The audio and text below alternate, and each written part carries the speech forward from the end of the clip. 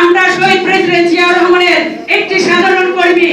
অতএব সবার আগে দল সবকিছু ব্যক্তি স্বার্থ ভুলে গিয়ে ঐক্যবদ্ধ হয়ে কিভাবে জাহাঙ্গীরনগর বিশ্ববিদ্যালয়ে এই ছাত্র দলের সোনালী ফসল আমরা যেটা বলি সেটা পুনরুদ্ধারের জন্য কাজ করি। সবাই ভালো থাকবেন, দেখা হবে আবার। পরিশেষে পারভেজের সর্বাঙ্গীন মঙ্গল কামনা করি এবং অতি শীঘ্রই নিশ্চয়ই পারভেজ আমাদের মাঝে ফিরে আসবে। পারভেজকে যাতে এগোতে পারি সেই আশীর্বাদ ব্যক্ত করে সবাইকে ধন্যবাদ জানাই আমি আমার বক্তব্য শেষ করছি। ভালো থাকবেন সবাই। আবার অন্ধকার ভিতরের মধ্যে বসে আছে। এই দীর্ঘ সময়ে কে কোথা থেকে কিভাবে কত নির্যাতন সহ্য করেছে সেগুলো আসলে বলার মতো ইয়া রাখে না। যাক, এই পর্যায়ে আমি আমাদের প্রিয় বাবু রাজনৈতিক পর্যায়ে দেখতে গেলে আমাদের পারভেজ অনেক অনন্য উচ্চতায় উঠেছে। সেই পারভেজকে সঙ্গত কারণে আমরা সম্বোধনা দেওয়া আমরা প্রয়োজন মনে করি এবং আমরা মনে করি যে আসলে পারভেজ তার মেধা মনন তার যোগ্যতা দিয়ে যে অবস্থায় উঠেছে অবশ্যই সে আমাদের কাছে অনেক অনেক বড় সংবর্ধনা এবং সম্মান পাওয়ার যোগ্য। এটা ধরে যদি আমরা কেউ নিজেদেরকে হীনমন্যতায় ভোগাই সেক্ষেত্রে করার জন্য এবং তাকে সম্বোধিত করার জন্য জাহাঙ্গীরনগর বিশ্ববিদ্যালয়ের সকলকে আমার ব্যক্তিগত পক্ষ থেকে ধন্যবাদ এবং কৃতজ্ঞতা জানাচ্ছি এবং আগামী দিনে জাহাঙ্গীরনগর বিশ্ববিদ্যালয়ের ছাত্র দলের যে নেতৃত্বে আসুক না কেন আমাদেরকে ওয়াদা করতে হবে তাদের পাশে থেকে দাঁড়িয়ে আমরা তাদেরকে জাহাঙ্গীরনগর বিশ্ববিদ্যালয় এস্টাবলিশ করব এবং 90-এর মতো 400 ইলেকশনে আমরা এই ছাত্র দলকে বিপুলভাবে বিজয়ী করব এই আশাবাদ ব্যক্ত করে সবাইকে ধন্যবাদ জানাই। ছাত্রলীগ দখল করে নিল, আমাদের ভাইরা রক্তাক্ত হইল। 7 দিন আমরা যে কষ্টটা সেখানে করলাম, খাওয়ার কষ্ট, বের হওয়ার কষ্ট। 7 দিন পরে বিসির সাথে মিটিং হলো, মিটিং এ বললো সবাই সহ অবস্থান। আমরা কথা মানলাম, ক্যাফেতে গেলাম, 8-10 জন মিলে এরকম অস্ত্র ধরলো, মারলো, রক্তাক্ত, ছেড়ে দেই নাই। বিসি কে যে জিজ্ঞেস করছি, প্রবিসি আলাউদ্দিন আপনি স্যার বললেন সবাই সহ অবস্থান করবে, আমাকে কেন মারা হইল? তার রুম, বিসির রুম, সিলেট রুম তছনছ করে দিছি। 4 দিন কি 5 দিন পরে কেন কথাটা মনে করতেছি, ডিপার্টমেন্টে গেছি, আমি অ্যানসার করে দিতেছিলাম, মাসুম স্যারের সাথে দেখা। জাতীয়তাবাদী ছাত্রদল জাহাঙ্গীরনগর বিশ্ববিদ্যালয় শাখার গত 7 বছরে যে কমিটি হয়নি, এই সময়টা সবাই নানা নির্যাতন সহ্য করে ছাত্র দলের কার্যক্রমকে সামনে এগিয়ে নিয়ে গেছেন। বিএনপির মূল উদ্দেশ্যকে বাস্তবায়নের লক্ষ্যে ফ্যাসিবাদী সরকারের বিরুদ্ধে আন্দোলন সংগ্রামে নির্যাতন সহ্য করেছেন, মামলা হামলার শিকার হয়েছেন। তাদের প্রতি আমি সবাইকে অত্যন্ত আন্তরিক হয়ে যারা পরিচয়বিহীন ছিলেন গত 7-8 বছর যাবত তাদেরকে পরিচয় ফিরিয়ে দেওয়ার দাবি জানাচ্ছি। ছোট ভাইগুলোরে পাইছি, তার মধ্যে দেবুয়ান নগর। জি, সবাইকে ধন্যবাদ, সবাইকে অনেক অনেক কৃতজ্ঞতা। আপনারা সবাই কর্মজীবন এবং ব্যক্তিগত জীবনে অনেক ব্যস্ততা রেখে এই অনুষ্ঠানে এসেছেন। আসলে আজকে আমাদের বন্ধু, সহকর্মী, সহযোদ্ধা সবকিছু মিলিয়ে আমাদের যে বন্ধু পারভেজ মল্লিক, তাকে কেন্দ্র করেই আজকে আমাদের এই আয়োজন। আমাদের এই আয়োজনে আসলে পারভেজ সম্পর্কে যদি কিছু বলতে চাই তাহলে কিন্তু অনেক ধরনের কথা। এই বিশ্ববিদ্যালয়ে আমাদের ক্লাস শুরু হয় 95-96 শিক্ষাবর্ষের 1997 সালের 18ই ফেব্রুয়ারি। তো ওই সময়টাতে কিন্তু আমরা এসে কিন্তু একেবারে প্রথমেই কিন্তু যে আমরা একেবারে বিরোধী দলটাকে পাই। তো তখন জাহাঙ্গীরনগর বিশ্ববিদ্যালয়ের ছাত্র দলের সঙ্গে সম্পৃক্ততা আমি যখন ভর্তি পরীক্ষা দিতে আসি তখনই দেখতাম যে অনেক মিছিল হতো ছাত্র দলের, যার নেতৃত্ব ছিল আমাদের আসাদ ভাই, আসাদুল্লাহ আসাদ ভাই।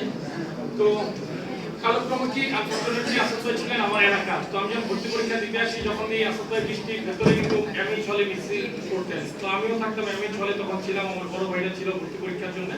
তো তখনই কিন্তু আমি ভর্তি পরীক্ষার সময় সেই মিছিলে অংশগ্রহণ করি আসাদ ভাইয়ের নেতৃত্বে। এরপর যখন ইম ভাই আসলেন, পরবর্তী কমিটি জুয়েল ভাই, আমরা আসলাম, তখন কিন্তু আমরা শুরুতে কিন্তু 8 থেকে 10 জন মিলে মিছিল করতাম আমরা 95-96 শিক্ষাবর্ষে। তো জুয়েল ভাই থাকলে ভালোই, তো জুয়েল ভাই সবসময় আমাকে মিস করে, আমিও জুয়েল ভাইকে প্রচন্ড রকম মিস করি। আমরা যখন 10 জন মিলে মিছিল করতাম, পরবর্তীতে যখন কমিটি হইলো আমি হলাম 11 নম্বর ভাইস প্রেসিডেন্ট।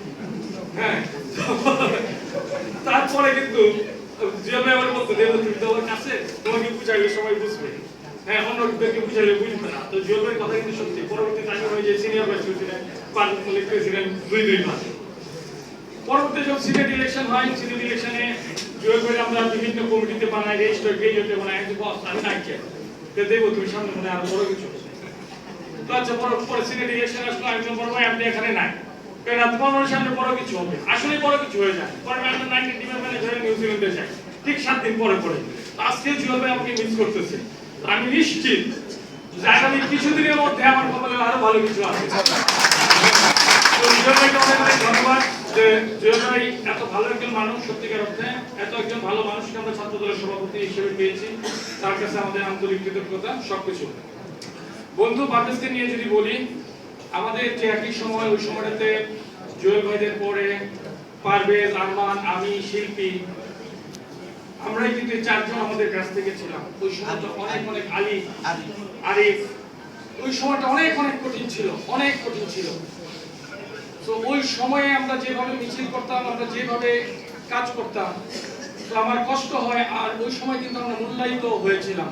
আজকে দেখি খুব কষ্ট হয়, খুব কষ্ট হয় যে যেই ছেলেগুলা 15 বছর আন্দোলন সংগ্রামে পারভেজ লন্ডন থেকে যেভাবে দিক নির্দেশনা দিত, আমাদের এই ছাত্র দলের ছেলেগুলো কিন্তু অনেক কষ্টে দিন অতিক্রম করেছে। অনেক কষ্টে জাহাঙ্গীরনগর বিশ্ববিদ্যালয়ের ছাত্র দলেরা, আমি কোনো নাম বলতে চাই না, আমি ঈদের সময়, বিশেষ করে ঈদের সময় আমাদের অত্যন্ত নিদারুণভাবে লক্ষ্য করতাম। তো তারা কিন্তু মূল্যায়িত হয়নি। আমরা কিন্তু 3টা কমিটি পাইছি 6 বছরে। আজকে যখন থেকে 8 বছর যখন কমিটি হয় না, তখন কিন্তু ওদের কেরিয়ার যে একটা অনন্ত সম্ভাবনা, কেরিয়ারে একটা বিশ্ববিদ্যালয়ে ছাত্র ভর্তি হয়, তাদের প্রাপ্তি অপ্রাপ্তির হিসাব আমি মিলাইতে পারি না। না হয় তাদের দলের পদ, না হয় ওদের চাকরি, ওদের ভবিষ্যৎ হবে কিনা আমরা কিন্তু তাও কিন্তু কনফার্ম না। সো সবকিছু মিলিয়ে তারপর বলবো, সময়ের পালাক্রমে আমাদের একটা শুভ দিন হয়তো বা আসতেছে। এই জন্য প্রয়োজন আমাদের একতা। সামনে যে কমিটিগুলো আসবে, আমরা যেই মূল্যায়িত হই বা না হই, আমাদেরকে দলের একতা আমাদেরকে ধরে রাখতে হবে। এটাই হচ্ছে আমাদের সবচেয়ে বড় শক্তি। আপনি দেখেন গত 15 বছরে বিএনপি কত সুসংগঠিত হয়েছে। আমরা হয়তো ক্ষমতায় আসি নাই, হামলা মামলা গুম এমন কিছু যাই নাই যে না হয়েছে, বা একটি জায়গায় কিন্তু আমরা সুসংগত ছিলাম, যে দলের বন্ডিং কিন্তু আমাদের খুব শক্তিশালী হয়েছে। আপনি দেখেন তৃণমূলের একজন কর্মী কোনো দলে যুক্ত নাই, যদি যুক্ত দেয় উপরে মহলে যুক্ত দিয়ে এমপি হয়েছে, এখন তাদের পরিণতি দেখেন। সো আমার কাছে মনে হয় এই 15-17 বছরে সবচাইতে বড় শক্তি যেটা ছিল, যে আমাদের তৃণমূলকে আমরা সুসংগঠিত করতে পেরেছি। এই যে একটা শক্তি, আমাদের যে নেতা ভারপ্রাপ্ত চেয়ারম্যান জনাব তারেক রহমানের নেতৃত্বে আমরা কাজ করতেছি। ম্যাডাম খুব অল্প সময়ের মধ্যে দেশে বাইরে যাচ্ছেন। সো সবকিছু মিলিয়েই কিন্তু আমার কাছে মনে হয় আমাদের নেতা দেশে আসবেন, একটা সুন্দর সময় আমাদেরকে আসতেছে। তো আমাদেরকে এই সময়ে আরো বেশি সুসংগঠিত হওয়া প্রয়োজন। পারভেজ সম্পর্কে বলি, আমি যতবার লন্ডন গিয়েছি ততবার তার আতিথেয়তা, আমি আর পারভেজ কিন্তু রাজনীতি নিয়ে গল্প খুব কম করি, খুবই কম করি। জাহাঙ্গীরনগর বিশ্ববিদ্যালয় নিয়ে কিভাবে আরো বেশি সামনে এগিয়ে নেওয়া যায়, জাহাঙ্গীরনগর বিশ্ববিদ্যালয় থেকে আরো কিভাবে সুসংগত করা যায়, এই ব্যাপার কিন্তু পারভেজ অনেক বেশি কাজ করতেছে। আমি নিজে দেখছি ভাইয়ের সঙ্গে যখন সাক্ষাৎ হয় বিভিন্ন সময়, যে জাহাঙ্গীরনগর বিশ্ববিদ্যালয়কে ভাইয়ের কাছে এরকম ভাবে, আমাদের ভারপ্রাপ্ত চেয়ারম্যান মহোদয়ের কাছে এমন ভাবে উপস্থাপন করা, এবং যেটা কৃতিত্ব ধারাবাহিকতা কিন্তু লাস্ট যখন আমরা আন্দোলন করলাম, জুলাই বিপ্লব, জুলাই আগস্ট যে বিপ্লব সংগ্রাম করেছি, সেই সংগ্রামে এখানে ম্যাডাম আছেন, সুনির্দিষ্ট এবং স্পষ্ট নির্দেশনা ছিল যে জাহাঙ্গীরনগর বিশ্ববিদ্যালয়ের করণীয় সম্পর্কে। আপনারা দেখবেন জাহাঙ্গীরনগর বিশ্ববিদ্যালয়, ওদের মঈন খান স্যারের সঙ্গে কথা হচ্ছিল, আমাদের একটা চেয়ার ক্রিকেট টুর্নামেন্টে মহাসচিব মহোদয়ের সঙ্গে কথা হচ্ছিল। উনি বলছে এমন দ্য অল ইউনিভার্সিটি জাহাঙ্গীরনগর বিশ্ববিদ্যালয় আন্দোলনে যে কন্ট্রিবিউশন করেছে এটা একেবারেই অনন্য। আর এই অনন্য আন্দোলনে আমরা খুব একসাথে ছিলাম। আমি যদি তাকে না বলি, এটা আমার অনেক বেশি ছোট হবে। আমি সামনে থেকে দেখেছি যে আমরা যে বেগম রোকেয়ার কথা বলি, বেগম সুফিয়ার কথা বলি, খালেদা জিয়ার কথা বলি, আমরাই যে এক একজন বেগম রোকেয়া হইতে পারি, আমাদের ভেতরেও যে আমরাও তো মানুষ, ম্যাডামের অস্তিত্ব যে আমাদের ভেতরে আছে, সেটা কিন্তু এই আন্দোলনে আমি অনুধাবন করছি আমাদের অত্যন্ত শ্রদ্ধেয় বাংলা বিভাগের সম্মানিত শিক্ষক লাকি আপা। বিশ্বাস করেন, প্রত্যেকটা মিছিলের মিটিং এ আমরা তো সামনে থেকে লাকি আপা সহ আমরা একটা ভূমিকা পালন করার চেষ্টা করেছি। আমাদের বয়সে কিন্তু ছাত্রদের ভেতর কিন্তু একটা প্রাণ থাকে, জোয়ার থাকে, বাট আমরা যারা এই বয়সে স্ত্রী সন্তানের জনক হিসেবে থাকি বা মা হিসেবে থাকি, আমাদের কিন্তু অনেক প্রতিবন্ধকতা থাকে। সত্যিকার অর্থে আমার অনুভূতিটা বলি, গত 15-17 বছরে অনেক কিছুটা আন্দোলন, মিছিল, মিটিং সব করতেছিলাম, বাট এই আন্দোলনে জুলাই আগস্ট বিপ্লবে মনে হচ্ছিল যে আমি যদি মারাও যাই, আমার স্ত্রী সন্তানের প্রতি আমার সত্যিকার অর্থে কোনো পিছুটান ছিল না। একটা কি যেন একটা মোহ চেপে পড়ছিল। এই যে একটা প্রতিফলন, উনি যেদিন আমরা কিন্তু আমি ব্যক্তিগতভাবে অনুধাবন করেছিলাম, যেহেতু আমি ক্রিকেট সহ নানান কিছুর সঙ্গে যুক্ত। 3 তারিখে যখন 6 তারিখের কর্মসূচি 5 তারিখে নিয়ে আসা হলো, আমার কাছে ওই দিন মনে হয়েছিল যে শেখ হাসিনা আর নাই। আমি এটা স্পষ্টভাবে অনুধাবন করতেছিলাম। আমি স্পষ্টভাবে অনুধাবন করছি যেদিন লাগিয়ে পা কি দুঃসাহসিক কাজ, এটা ভাবা আমি ভাবতে পারি না যে জাহাঙ্গীরনগর বিশ্ববিদ্যালয়ে শেখ হাসিনার ছবি এভাবে নামিয়ে ফেলার যে সাহস, যে সততা, এটা হচ্ছে একটা স্ফুরণ, আন্দোলনের স্ফুরণ, যেটা সারা বাংলাদেশে প্রবাসী বাংলাদেশী সবার কাছে যেভাবে পৌঁছে গেছে, এটা সত্যিকারই কিন্তু জাহাঙ্গীরনগর বিশ্ববিদ্যালয় এই জায়গায় বানানো। সো পারভেজ মল্লিক আমাদের প্রবাসী জীবনে থেকে আমি পারভেজের সবকিছু দেখেছি। অনেকে অনেক কিছু বলে পারভেজ আমার সম্পর্কে। পারভেজের প্রতিটা ধাপ আমার সাথে একটা সম্পৃক্ততা আছে। আমি না জানলেও মানুষ কিন্তু বলে এটা নিশ্চয়ই দেব বুদ্ধি, অনেক কিছু। সত্যিকার অর্থে পারভেজ এত ম্যাচিউর পর্যায়ক্রমে ম্যাচিউর পলিটিক্স করে, আসলে ওই জায়গাটায় আমার মানে স্পর্শ করবার মতো, মানে আমার ইনপুট দেওয়ার মতো কিন্তু এরকম কিছু কিন্তু থাকে না। সো পারভেজের রাজনীতি সবচেয়ে বেশি খারাপ লাগে, পারভেজ যেটা সবচেয়ে বেশি ফিল করতো। আমি 4বার গেছি লন্ডনে, তো সবসময় তো ওর বাসায় থাকতাম, হোটেলে থাকতাম, মিটিং থাকতো। ও বাপকে দেখতে পারে, বাবা মুক্তিযুদ্ধ ছিল, আমার বাবা একজন মুক্তিযুদ্ধ ছিলেন। আমরা ইচ্ছা না তো আর বিক্রি করি নাই কখনো, আমাদের তো হয়ও নাই, রাজনীতি ক্ষেত্র হয় নাই, ব্যক্তিগত ক্ষেত্র হয় নাই। তোর বাবাকে অনেকবার নিতে চাইছি, আমি অনেকবার চেষ্টা করছি, but I miss, I fail. বা এটা খুব খারাপ লাগে। ওর মা যখন শহরে হসপিটালে, ওর কান্না আমাকে দারুণভাবে স্পর্শ করতো। আমি যখন হোয়াটসঅ্যাপে ওর আমাকে দেখাইতাম, ও অনেক সময় চুপচাপ থাকতো। হ্যাঁ, কারণ আমি যখন যাইতাম আমি বুঝতাম। ওর ওয়াইফও আমার সঙ্গে অনেক ব্যাপারে কথা বলতো যে এই জায়গাটাই ছিল ওর সবথেকে সেন্সিটিভ। ওর আম্মা যখন মারা যায়, ও এক পর্যায়ে বলতেছে আমি চলে আসি। হ্যাঁ, সো আমি যখন জুলফিকার ছিল, নাহিদ ছিল, আমরা যখন আরো অনেকেই ছিল, আমরা যখন ওর মার লাস্টে বাধায় খবর দেই, মানে খুব মানে এই জিনিসগুলো, এই যে মানুষের ত্যাগ, মানুষের যে শিক্ষা, আমরা হয়তো দেশে থেকে অনেক অন্যায়, অত্যাচার, অনেক কিছু শিকার হয়েছি, বাট একজন সন্তান হিসেবে পিতা মাতার কাছে না থাকতে পারার যে কষ্ট, যে বেদনা, এগুলো কিন্তু আমরা উপলব্ধি করি। যে জায়গায় প্রবাসীরা আমাদের জন্য অনেক বেশি কন্ট্রিবিউট করতেছে। পারভেজ মল্লিকের ত্যাগ, পারভেজ মল্লিকের চেষ্টা, পারভেজ মল্লিকের পরিশ্রম আমাদের বিশ্ববিদ্যালয়কে যেরকম সমুন্নত রেখেছে, আশা করি তার কেরিয়ার সহ আমাদের যারা আছেন সবার কেরিয়ার অত্যন্ত উজ্জ্বল হবে, সমুন্নত থাকবে। আমরা আশা করি আগামী দিনে আমাদের ভাইকে আমাদের 35, 37, 40, 50 ওই সময়টাতে আমরা চিনতে পারিনি বলে আপনার ভাই ভেরি অনাকাঙ্ক্ষিত ভাবে সিনেট মেম্বার নির্বাচিত হতে পারেনি। সেই সব জায়গায় সাবিনা বা আমি বলি করি শিহাব, ওরা অনেক বেশি ভাগ্যবান। ওই যে একটা মাঝামাঝি ব্যাচ, আব্দুল হাই মল্লিক পারভেজ, যাকে সবাই আমরা পারভেজ মল্লিক নামে জানি, সেই সাবেক ছাত্রনেতা, বর্তমানে জননেতার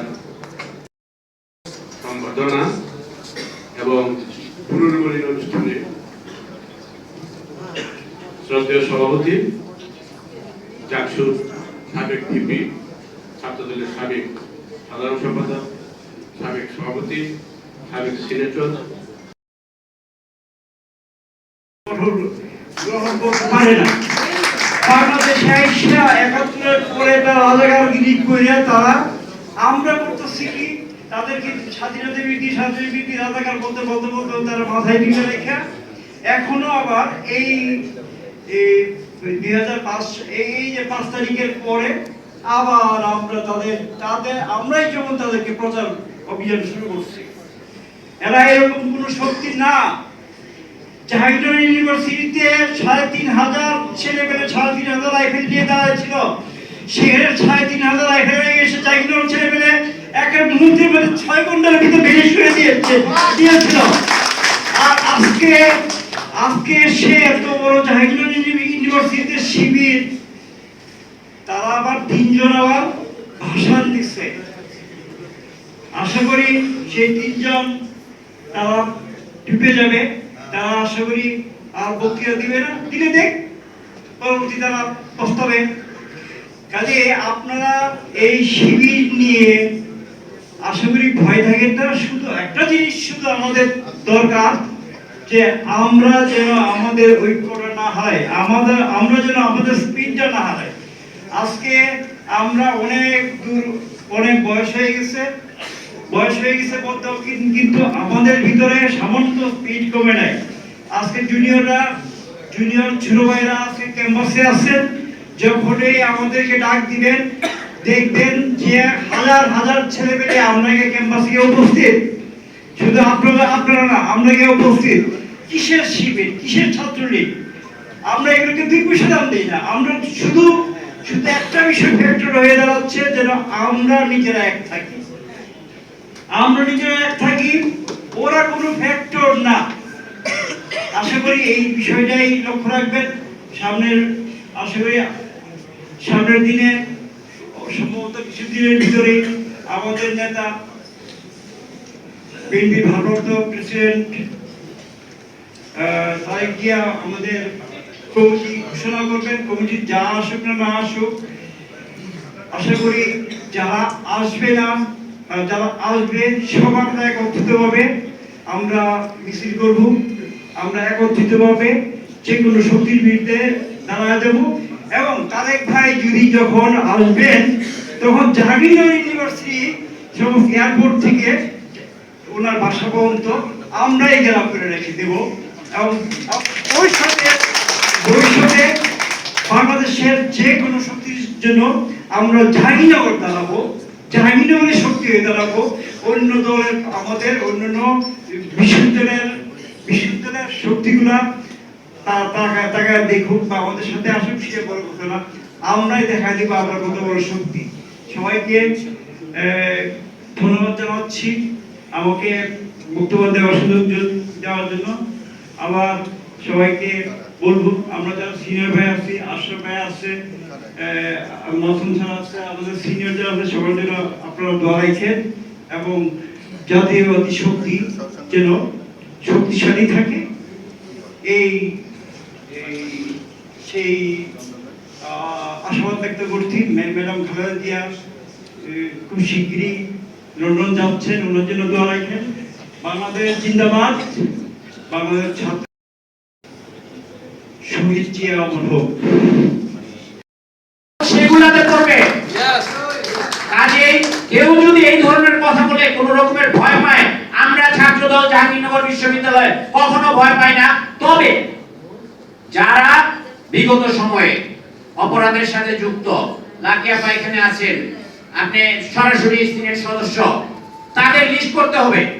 প্রত্যেকটা যে সেক্টরে যে এখনো পর্যন্ত ক্ষমতাধর জায়গাগুলোতে তাদের দোসররা আছে, তাদেরকে এখান থেকে সেট করতে হবে। দেন হচ্ছে ইলেকশনের কথা, তার আগে কোনো ইলেকশনের কথা হবে না। আমরা ভয় পাই না। সবাইকে ধন্যবাদ।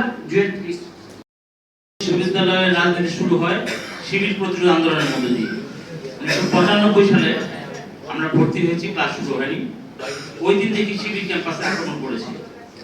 শিবিরের প্রায় বহিরাগত সরকারের প্রায় 200-250 জন লোক ছিল। প্রথম আসাদ ভাই তাদেরকে ধাওয়া করলেন, তার পিছনে হায়দ্রাবাদ, তার পিছনে আমি। মাত্র 3 জন, আমাদের 3 জনকে দেখার 300 জন পালাই গেছে। তার মানে ছাত্রদলের 1 জন, শিবিরের 100 জন। কাজেই ওদেরকে ভয় পাওয়ার কিছু নাই। আমাদের সমস্ত বক্তারা বলে গেছেন সংগঠিত হওয়া। আমরা সংগঠিত থাকলে কোনো শক্তি নেই জাহাঙ্গীরনগর সহ সারা বাংলাদেশে কাউকে আমরা ভয় পাই না। আমরা ষড়যন্ত্র মোকাবেলা করতে প্রস্তুত। সামনাসামনি যুদ্ধে তো আমরা সবসময় ফাইটে আমরা জয়লাভ করেছি। পরাজিত শক্তি তারা ভিন্ন রূপে বারবার ফিরে আসছে। গুপ্ত সংগঠন, আগে ছিল শিবির, এখন হয়ে গেছে ছাত্রলীগ। ছাত্র দলের প্রত্যেকটি নেতাকর্মী বা যারা পদধারী প্রত্যেকেরই আগের পরিচয় আছে, কেউ কিন্তু অন্য সংগঠনের আশ্রয় ছিল না। জাহাঙ্গীরনগরে শিবিরের কমিটি হয়েছে, সবাই ছাত্রলীগের বিভিন্ন পদে ছিল। ঢাকা বিশ্ববিদ্যালয়ের শিবিরের কমিটিতে যারা এসেছে সবাই ছাত্রলীগের কমিটিতে ছিল। তার মানে তারা অন্যের উপর ভর করে পরগাছা, সেই পরগাছা রাজনীতি করেছে। আমরা সেটাকে কোনো কিছুই মনে করি না, ওদেরকে কোনো সংগঠন মনে করি না আমরা। ওরা প্রচার প্রচারণা অপপ্রচার এগুলোতে বিশ্বাসী। তো আমাদের জাহাঙ্গীরনগর বিশ্ববিদ্যালয়ে যারা রানিং আছো তাদের প্রতি একটা অনুরোধ, তোমরা ঐক্যবদ্ধ থাকো, মেয়েদের বের করো। আমাদের সমস্ত বক্তারাই বলে গিয়েছেন, আমাদের নারী নেত্রী লাকি আপা আছেন, সাবেক নেত্রী শ্যামলী আপা আছেন, সাবিনা আপা আছেন। 1996 সালে 3রা নভেম্বর যখন ছাত্র লীগ আমাদের 4টা হল দখল করেছিল, পরদিন শ্যামলী আপার নেতৃত্বে আমাদের 300 মেয়ে গিয়ে ডিসি অফিস ভাঙচুর করেছিল। আমাদের মেয়েদের পাওয়ার কতটুকু বুঝে নিতে হবে। আমরা এই পর্যায়ে আমি আহ্বান করছি আমাদের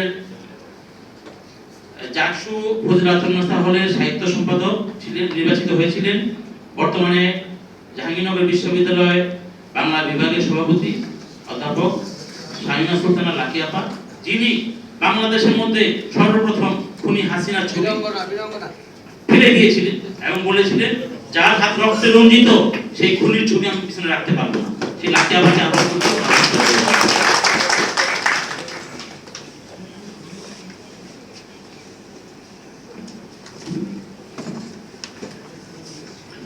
কি যে ভালো লাগলো এই সন্ধ্যা মেলায়, কেমন করে বলি। সত্যি আমাদের বঞ্চনার ইতিহাসটা কিন্তু 15-16 বছরের। আমরা জুলাইয়ের 1 তারিখেও কিন্তু চিন্তা করিনি যে আমরা এরকম একটা সুন্দর পরিবেশে আমরা একসঙ্গে বসতে পারবো। যারা এই জায়গাটা করে দিয়েছেন, আমি সেই শহীদদের এবং যারা হতাহত হয়েছেন এই পরিস্থিতি তৈরি করে দেওয়ার জন্য আমি তাদের শ্রদ্ধা জানাচ্ছি। এবং আমার দাবি থাকবে আমার দলের প্রতি যে আমাদের দলে যারা শহীদ হয়েছেন এবং হতাহত হয়েছেন তাদের তালিকাটা যেন শীঘ্রই প্রকাশ করা হয়। এটা হলো আমার পক্ষ থেকে আমার দাবি। এবং তাদের পরিবারেরও যেন খোঁজটা নেওয়া হয়, কারণ তারা যেন নিজেদেরকে বঞ্চিত যেন মনে না করে। আজকে এই মিলন মেলায় সত্যি আমি ভীষণভাবে আপ্লুত যে আজকের এই অনুষ্ঠানের যিনি মধ্যমণি পারভেজকে আমি সেলুট জানাই যে তাকে উদ্দেশ্য করে যে আজকে এত সুন্দর একটা মিলন মেলা আসলে আমরা এখানে বসাতে পেরেছি এবং আমরা একসঙ্গে হয়েছি, সেজন্য এবং যারা আয়োজন করেছেন তাদের প্রতি শ্রদ্ধা।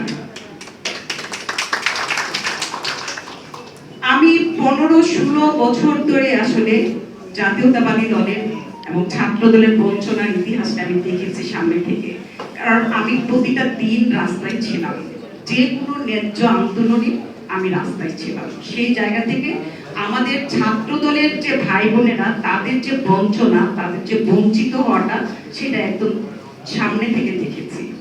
তো সেই জন্য এটা একটা ভালো দিক যে অনেকদিন পরে কমিটি হওয়ার ক্ষেত্রে একটা কথাবার্তা হচ্ছে। কিন্তু আমাদের যে বঞ্চনাটা, এই বঞ্চনাটা তো আসলে মাত্র কয়েকজনের না, এই বঞ্চনাটা আসলে অনেক জনের।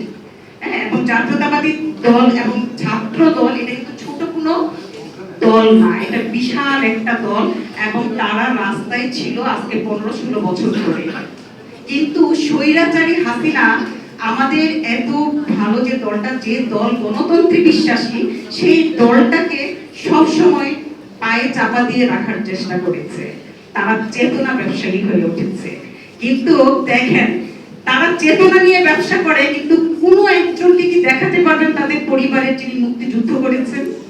একজনও নাই। কিন্তু আমরা গর্ব করে বলতে পারি মুক্তিযুদ্ধের মহান যে নায়ক, সেই জিয়াউর রহমানের কথা আমরা গর্ব করে বলি, এবং জিয়াউর রহমান ছিলেন বলেই কিন্তু আমরা স্বাধীন বাংলাদেশকে পেয়েছি, এটাও আমরা গর্ব করে বলি। কাজেই জাতীয়তাবাদী দলকে ফু দিয়ে উড়িয়ে দেওয়ার মতো, এই যে আপনারা একটা দলের নাম বললেন, সেই দলটার নাম আসলে আমি নিজে উচ্চারণও করতে চাই না। সেই দল কিন্তু তারা তাদের পাপ কাণ্ড সম্পর্কে কিন্তু তারা জানে, যারা পাপ করে তারা কিন্তু ভীষণ দুর্বল। কাজেই আমাদের হতাশ হওয়ার কিছু নেই। আমাদের কি করতে হবে, আমাদের ঐক্যবদ্ধ থাকতে হবে। আমাদের ঐক্যবদ্ধ থেকে এই যে গত 24 জুলাই আগস্টে আপনারা নেতৃত্ব দিয়ে যেভাবে আবার নতুন করে একটি গণতান্ত্রিক বাংলাদেশকে পেয়েছে, সেভাবেই আপনারা আবার একতাবদ্ধ হয়ে থেকে বাংলাদেশের গণতন্ত্রকে প্রতিষ্ঠা করবেন। আর কোনো ছাড় দিব না আমরা। চেতনা ব্যবসায়ীদের কোনো ধরনের চেতনা, মুক্তিযুদ্ধকে নিয়ে চেতনার ব্যবসা করা, ধর্মকে নিয়ে চেতনার ব্যবসা করা, সবকিছুকে আমরা রুখে দেবো ইনশাআল্লাহ। আমরা এক পথে, আমরা একসঙ্গে আমরা সামনের দিকে এগিয়ে যাব, এইটাই আমাদের প্রত্যাশা। কাজে আমরা কে কি পেয়েছি পাইনি, শুনেন একটা কথা আছে, কেহ মনে বুক বিলছেছে, কেহ খায় কই।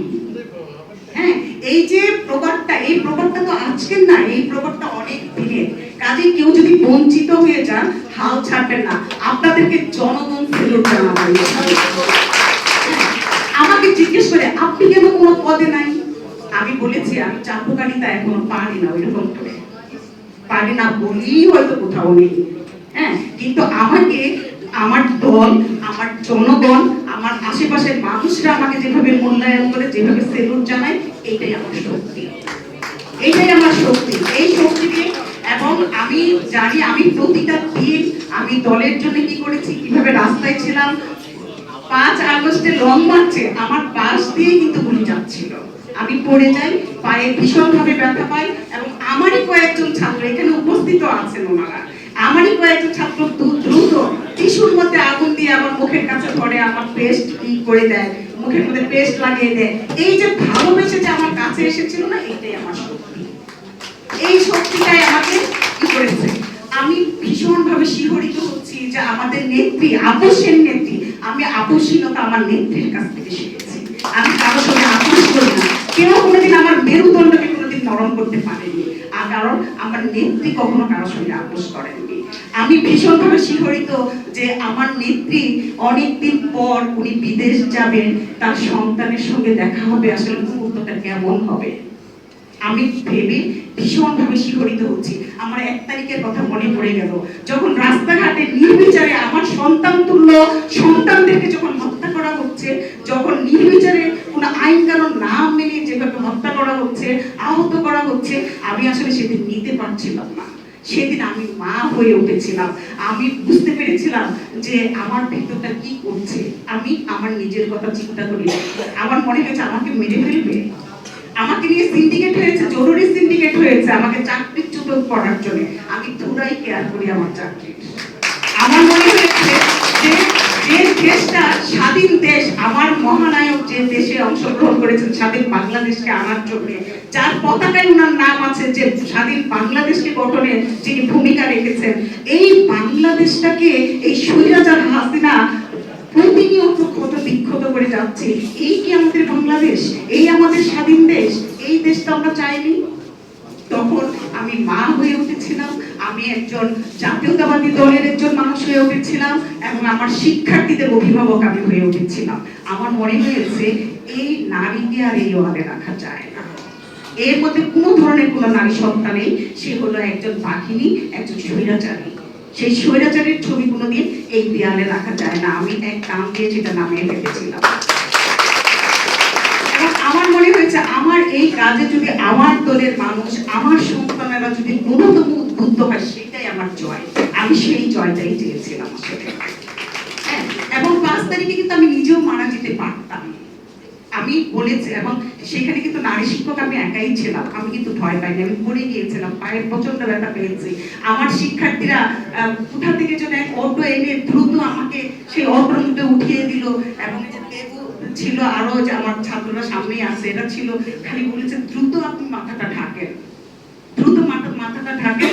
থেকে আমি সেই গ্রাম দিয়ে আমি পালি, আমাকে ওরাই মনে হয় পুরো লুকোচুরির মতো মনে হয়েছে, কারণ উপর থেকে যারা গুলি করছিল তারাও কিন্তু আমাদের পরিচিত, তাদের নাম সম্পর্কে আমরা জানি, এবং তারা অনবরত সেই সিটি সেন্টারের উপর থেকে গুলি ছড়ছিল। তো সৃষ্টিকর্তার কাছে আসলে আমি কৃতজ্ঞতা জানাই যে উনি আমাকে বাঁচিয়ে রেখেছেন। সেদিন আমাদের অনেকেই কিন্তু মৃত্যুবরণ করতে পারতেন। এই স্বৈরাচারী খুনি হাসিনা আমাদের শেষ করে নিতে পারতেন সেদিন, কিন্তু মহান আল্লাহর কাছে আমরা কৃতজ্ঞ, আমরা এখনো বেঁচে আছি। কিন্তু যারা শহীদ হয়েছে তাদের প্রতি আমাদের কি বলবো, আসলে সেই কৃতজ্ঞতা বলে আসলে শেষ করা যাবে না। তার সেই মা বাবাকে যেন এই শহীদদের যে মানে কি বলবো সন্তান হারানোর বেদনাটা ভোলার জন্য শক্তি দেন সৃষ্টিকর্তা, সেই তো আমরা এখানে করি। এইগুলো ইতিহাস আরো বললে আসলে এইগুলি বলার আসলে কোনো শেষ নাই, অনেক কিছু বলা যায়। কিন্তু আজকের অনুষ্ঠানের যিনি মধ্যমণি আমাদের পারভেজ, তাকে নিয়েও কয়েকটি কথা না বললে আসলে হয় না। তো প্রথমেই বলি যে আমার চাকরি জীবনে আমার দেখেন আমি স্ট্রাগল ছাড়া জীবনে কোনো কিছু পাইনি। হ্যাঁ, যে চাকরি জীবনে যখন আমার বিএনপির সময় আমার চাকরি হচ্ছে না, কাজী যারা এখানে সামনে আছেন আপনারা হতাশ হবেন না, আপনারা ধরে বসে থাকেন এবং প্রমাণ করার চেষ্টা করেন। আমি প্রমাণ করেছি আমি জাতীয়তাবাদী দলের শক্তি, কেউ কোনোদিন আমাকে সেই জায়গাটা থেকে নড়াতে পারেনি। আপনারা প্রতিনিয়ত সেই পরীক্ষাটা দেন, আপনারা জাতীয়তাবাদী দলের শক্তি দিয়েছেন 15-16 বছর ধরে, কিন্তু আপনারা হতাশ হবে না। কি পাবেন না পাবেন সেটা পরে দেখা যাবে। এবং আমাদের যে নায়ক, আমাদের যে তারুণ্যের যে শক্তি, যে আমাদের যে ভারপ্রাপ্ত চেয়ারপারসন তারেক রহমান, উনার কথা শুনে কিন্তু আমি বিস্মিত হই যে উনি এতটাই পরিপক্ক, এখন এত পরিপক্ক একজন নেতা, এবং উনার হাতে সোনার বাংলাদেশ গড়ে উঠবে ইনশাআল্লাহ। আমি পারভেজের কথায় আসি যে আমি যখন প্রথম চাকরির জন্য বিএনপির আমলে আমার চাকরি হচ্ছে না, আমি কাঁদছি। হ্যাঁ, আমি একটু আবেগী মানুষ, তো আমার চোখে পানি আসে। তো পারভেজকে বললাম, পারভেজ কেন আমার চাকরিটা হচ্ছে না? পারভেজ বলে দিল যে আপনি আপা ধৈর্য ধরেন, আপনার হবে। এবং দুইজন লোকের কথা বলেন যে আপনি একটু দেখা করে আসেন। হ্যাঁ, তো দেখা করে আসি।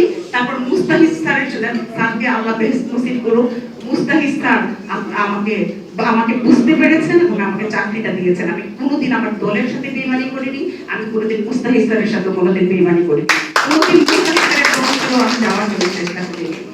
এবার দেখেন যে আমি যখন রেজিস্টার গ্রাজুয়েট থেকে আমি যখন নির্বাচন করেছি, এবং আমি একটু অন্তর্মুখী মানুষ, আমি আবার লবিংটা একটু কম পারি। আমি অবাক হয়ে গিয়েছি, পারভেজ মল্লিক লন্ডন থেকে কল করেছেন, বলেছেন যে আপা আপনি টেনশন করেন না, আপনার কাজটা আপনি করে যান। এবং আমি মনে করি আমি একজন পরিশ্রমী মানুষ, আমি ভাগ্য নিয়ে আসি নাই, আমি একজন শ্রমিক মানুষ। আপনাদেরকে এই জন্যই বলছি আপনারা সবাই শ্রমিক হয়ে যান, আপনারা পরিশ্রম করবেন, অবশ্যই পরিশ্রমের ফল আপনারা পাবেন। এবং আমি প্রতিজনের কাছাকাছি গিয়েছি এবং আল্লাহ আমাকে সেই জয়টা দিয়েছেন। হ্যাঁ, আরেকটা দেখেন যে যেদিন 1 তারিখে আমি ছবি নামাই, সেদিন আমার দলের শিক্ষকরা আমার বাসায় এসে বললেন, কারণ তারা অনেক ভয় পাচ্ছেন, আমাকে অনুরোধ করলেন আমি যেন ছবিটা আমার জায়গায় রেখে আসি।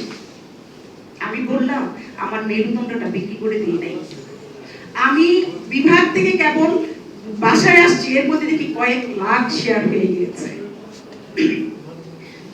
এবং আমি যখন বাসায় ঢুকলাম, আমার ছেলে আমাকে জড়িয়ে ধরলো যে মা প্রাউড অফ ইউ। কিন্তু একটু পরেই দেখলাম আমার ছেলেটা নিস্তেজ হয়ে যাচ্ছে। তার কারণ কি? কারণ সেখানে অনেক ধরনের নেগেটিভ মন্তব্য আসছিল, নেগেটিভ মন্তব্য আসছিল।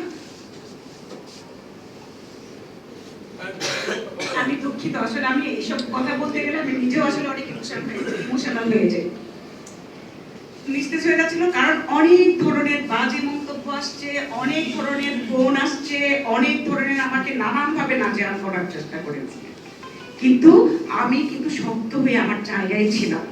এর মধ্যে পারভেজের কল আসে, পারভেজ বলে আপা আপনি করছেনটা কি? একদম এই টোনটা পারভেজ সামনে আছে। আমার মনে হলো যে আমি নিজের মধ্যে শক্তি পেলাম, যে পারভেজ আমাকে বলছে। কারণ এর মধ্যে কিন্তু আমি পারভেজকে নিজেও কিন্তু ফোন করে বলি নাই যে পারভেজ আমি তো এই কাজ করে ফেলেছি। আমি বলি কি, নেতা আসলে কেউ বানায় না, নেতা নিজেকে তৈরি হয়ে উঠতে হয়। পারভেজ সেই নেতা যে তার ত্যাগ তিতিক্ষার ফলে এই পর্যায়ে এসে দাঁড়িয়েছেন, যে আমি তাকে কিছু বলি নাই, কিন্তু সে নিজে থেকে মনে করেছে আমার পাশে দাঁড়ানো দরকার। এবং আমি সেই যারা প্রবাসী অনেকেই আমাকে কল করেছেন, করে সাহস দিয়েছেন।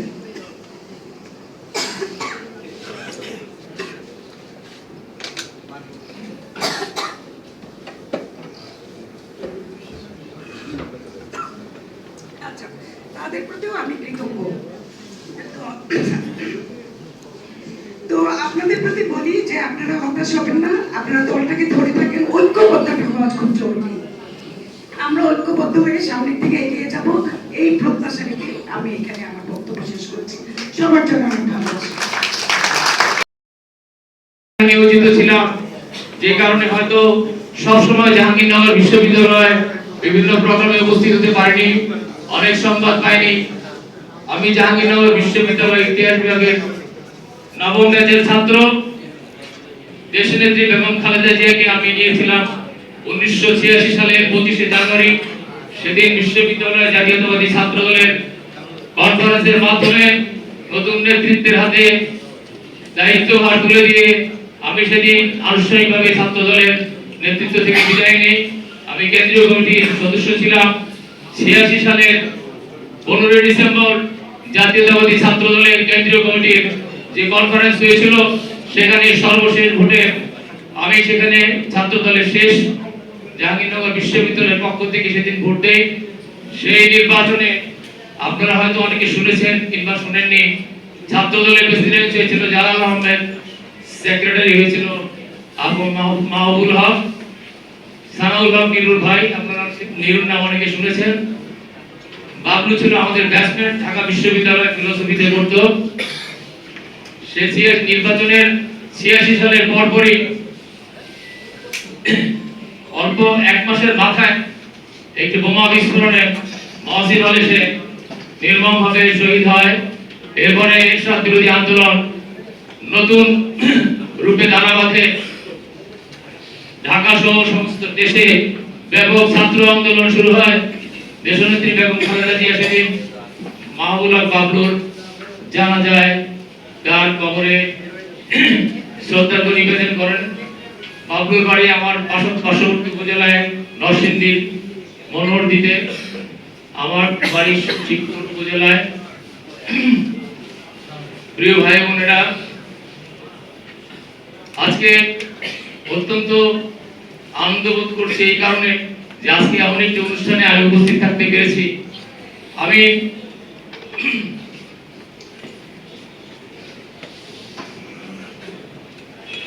ছাত্র জীবন শেষে, যখন আমার ছাত্র জীবন শেষ হয়ে যায়, তৎকালীন সময়ে এরশাদ বিরোধী আন্দোলনের শেষ সময়ে আমাদের তৎকালীন বিএনপির মহাসচিব ছিলেন, পুরোপুরি মহাসচিব হননি উনি, আব্দুল মান্নান ভুঁইয়া, অনেক সিনিয়র নেতা, আপনারা প্রায় সবাই তাকে চেনেন। তার এলাকা আমার এলাকা একই এলাকা। সেদিন আমরা ওইখানে ম্যাডামের সাথে সাক্ষাৎ করে আমরা পরবর্তী করণীয় জানতে ফরিদপুরে আবু সাইদ হলে সে থাকতো ঢাকা বিশ্ববিদ্যালয়ে। এর পরবর্তীতে প্রেসিডেন্ট হন আমাদের এরাবুল করিম শহীদ জামাল বাড়ি, সেক্রেটারি জেনারেল হন আকম গোলাম হোসেন। পরবর্তীতে জাহাঙ্গীরনগর বিশ্ববিদ্যালয়ে উনি প্রফেসর হিসেবে জয়েন করেন। উনি একটা রোড অ্যাক্সিডেন্টে মারা যান। মাঝখানে দুজনের দ্বন্দ্বের কারণে, প্রেসিডেন্ট সেক্রেটারি দ্বন্দ্বের কারণে শহীদ প্রেসিডেন্ট জিয়াউর রহমান আপনার কমিটি স্থগিত করে দেয়। এরপর আহ্বায়ক কমিটি হয়। আকম গোলাম হোসেন পিএইচডি করতে চলে যান কলকাতায়, আর এরাবুল করিম শহীদ চলে যান মিডল ইস্টে। এরপরে গোলাম সরওয়ার মিলন কনভেনিং কমিটির কনভেনার হন। এর পরবর্তীতে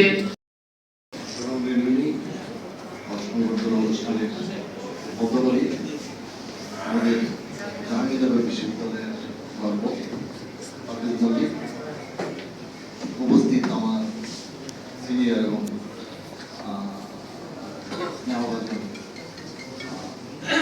জাহাঙ্গীরনগর বিশ্ববিদ্যালয়ের ভাই বোনেরা, আসসালামু আলাইকুম। প্রথমে আমি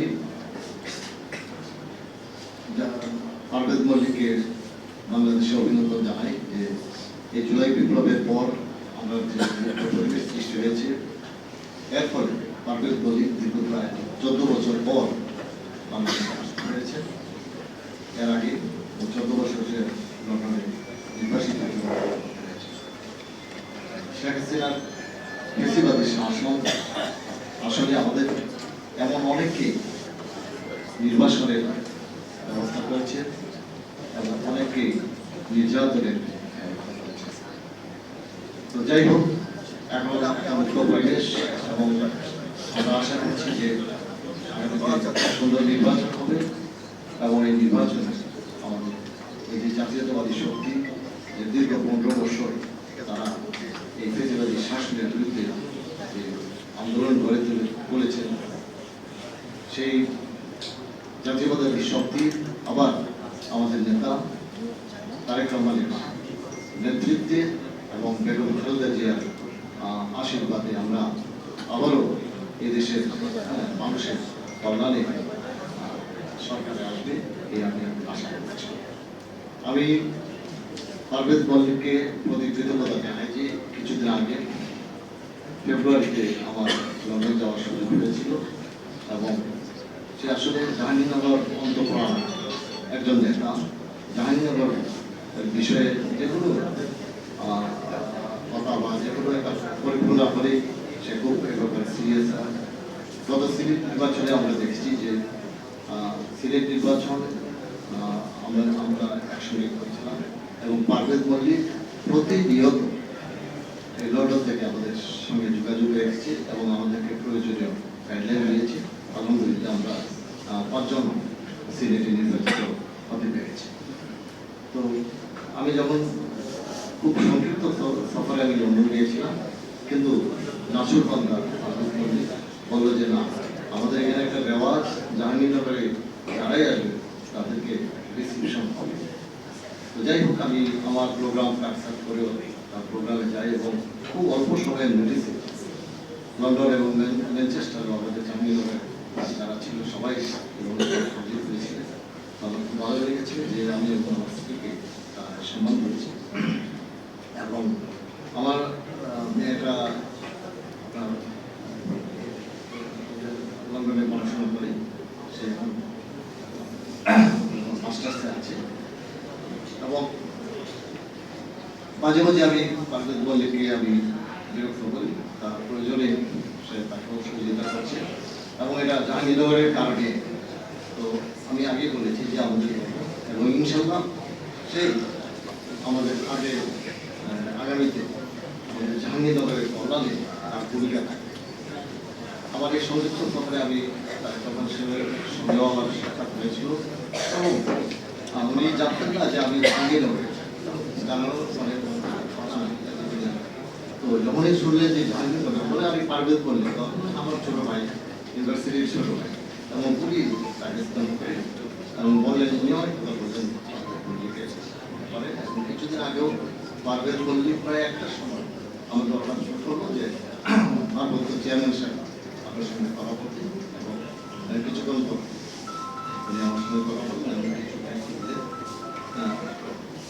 এভাবে পারভেজ মল্লিকের সঙ্গে আমার সম্পর্ক। এবং আমি যেটা দেখে এসেছি যে এই যে তাদের আমাদের চেয়ারম্যান সাহেবের যে টিম, তারা খুব সুন্দরভাবে কাজ করছে এবং আলহামদুলিল্লাহ তাদের এই কাজের কারণে সারা বাংলাদেশে কিন্তু তারেক রহমান যে অবস্থাটা সৃষ্টি করেছেন, সবাই বলতেছেন যে তারেক রহমান এবং যারা আগে তারেক রহমান সম্পর্কে কিছুটা নেগেটিভ বক্তব্য রাখতেন, তারাও এখন বলছেন যে না, তারেক রহমান খুবই দূরদর্শী এবং খুবই প্রাজ্ঞ সারা বাংলাদেশকে কিন্তু সংগঠিত করেছে। আসলে এই উনি অনেক পরিশ্রম করছেন এবং তার যে এখন যে মাঠ তৈরি করেছেন, আমরা যদি ঐক্যবদ্ধ এবং মাথা ঠান্ডা করে যদি আমরা এগিয়ে যাই, তো এই যে জামাত বলেন বা অন্যান্য যে কথা শোনা যাচ্ছে, এগুলো খেয়েই পাবে। যখন নির্বাচনী প্রচারণা শুরু হয়ে যায় তখন তারা দাঁড়াতেই পাবে। তো এই এখন আমাদের বিরুদ্ধে আমাদের নিজেদের ঐক্যবদ্ধ অবস্থা থাকতে হবে। এই বলা। আর আমি যেহেতু এই প্রেস ক্লাবের একজন, প্রেস ক্লাব সম্পর্কে এই প্রেস ক্লাবটা আওয়ামী দুঃশাসনের সময় আপনারা জানেন যে আওয়ামী সাংবাদিকরা তারা দখল করে ছিল, কিন্তু এই প্রেস ক্লাব প্রতিষ্ঠার ব্যাপার এই প্রেস ক্লাবের যে জায়গা, এই জায়গাটা প্রেসিডেন্ট জিয়াউর রহমান সাহেব অর্ধেকটা জায়গা দিয়েছে এবং পরবর্তীতে আমরা যখন 2004 সালে আমাদের 50 ইয়ার্স অনুষ্ঠানে একটা লেবারকে নিয়ে আসি, বাকি অর্ধেক জায়গা 100 বছরের জন্য এই যে আপনারা যে এই যে ভবনটা দেখছেন, এই ভবনটা জিয়াউর রহমান সাহেব বাজেভাবে ক্যালকুলেশন করে এই ভবনটা উনি বানিয়ে দিচ্ছেন। তারপর এই যে আমাদের সামনে যে বাউন্ডারিটা, এটা আমরা মির্জা আব্বাস থেকে সবকিছু এই প্রেস ক্লাবের সবকিছুই জিয়া পরিবারের এবং আমাদের পরিকল্পনা আছে যে এখানে একটা মাল্টি-স্টোরি বিল্ডিং হবে এবং মিডিয়া কমপ্লেক্স হবে। সবগুলো মিডিয়াকে আমরা এই বাউন্ডারি থেকে আসার জন্য এবং এই কমপ্লেক্স আপনারা জানেন যে ম্যাডাম খালেদা জিয়া একটা ব্যক্তিগত দিয়ে গিয়েছিলেন, কিন্তু পরে আমরা সময় আসতে পারিনি বিদায় পাইনি। কিন্তু গত 15 বছরে সেটা কি হয়, সে এখানে উত্তর দিলেন এবং প্রথম বলেন উনি 41 তালা, পরে বললেন 31 তালা, পরে এটা 21 তালায় নেমে এসেছে। আমাদের ব্যবস্থাপনা কমিটির সবাই আমি বললাম যে দেখুন আপনারা এটা করতে পারবেন, এটা করার জন্য তারেক রহমান এবং ইনশাল্লাহ আগামীতে আমরা এখানে মাল্টি-স্টোরি বিল্ডিং করবো তারেক রহমানের। এই বলে আমি আপনাদের সবার প্রতি অভিনন্দন, শুভকামনা, শুভেচ্ছা জানিয়ে শেষ করছি। সে এই ধরনের একটা এবং এই আন্দোলনে নারীদের একটা বড় ভূমিকা ছিল এবং এই নারী এবং ব্যান্ডেজ এই ভূমিকার মধ্যে জাহাঙ্গীরনগরের এই যে লাগিয়ে এটা একটা দৃষ্টি হয়ে গেছে এবং এদের জন্য আমি বলি আমার সন্তান সহ ছাত্রছাত্রীরা আসসালামু আলাইকুম। আমি ভাগ্যের কাছে দিলাম, ভাগ্য আজকে এই সময় এই মুহূর্তে আমাকে এখানে ডেকে এনেছে। আমি সবসময় নিজেকে ভাগ্যবান দেখেছি এবং মনে করেছি। 1988 সালে আমি পিএইচডি করার জন্য রিসার্চ প্রপোজাল তৈরি করি এবং সেটি তালুকদার মনিরুজ্জামানকে দেখাই। তালুকদার মনিরুজ্জামান কথা কম বলতেন, কাজ বেশি করতেন। তালুকদার মনিরুজ্জামান আমার কথার কোনো জবাব না দিয়ে ভিতরে চলে গেলেন এবং সেখানে ফিরে এলেন। তার যে একটি বই বাংলাদেশ এন্ড ইটস আফটারলাইফ, ওইখানে জিয়া রেজিম নামে একটি চ্যাপ্টার আছে। তো তিনি বইটি এরকম করে আমাকে দিয়ে বললেন যে এখানে 30 পৃষ্ঠা আছে, 300 পৃষ্ঠা করে দাও। আলহামদুলিল্লাহ যে সেটা আমি 300 পৃষ্ঠা করে দিতে পেরেছি এবং বাংলাদেশের আমি যতই জিয়াউর রহমানের জন্য কাজ করেছি, ভিতরে প্রবেশ করেছি, গভীর অনুসন্ধিৎস মন নিয়ে দেখেছি, ততই এই ব্যক্তির প্রতি আকৃষ্ট হয়েছি, আবেগ আপ্লুত হয়েছি, নিজে একে একে অনেক দিন কেটেছি।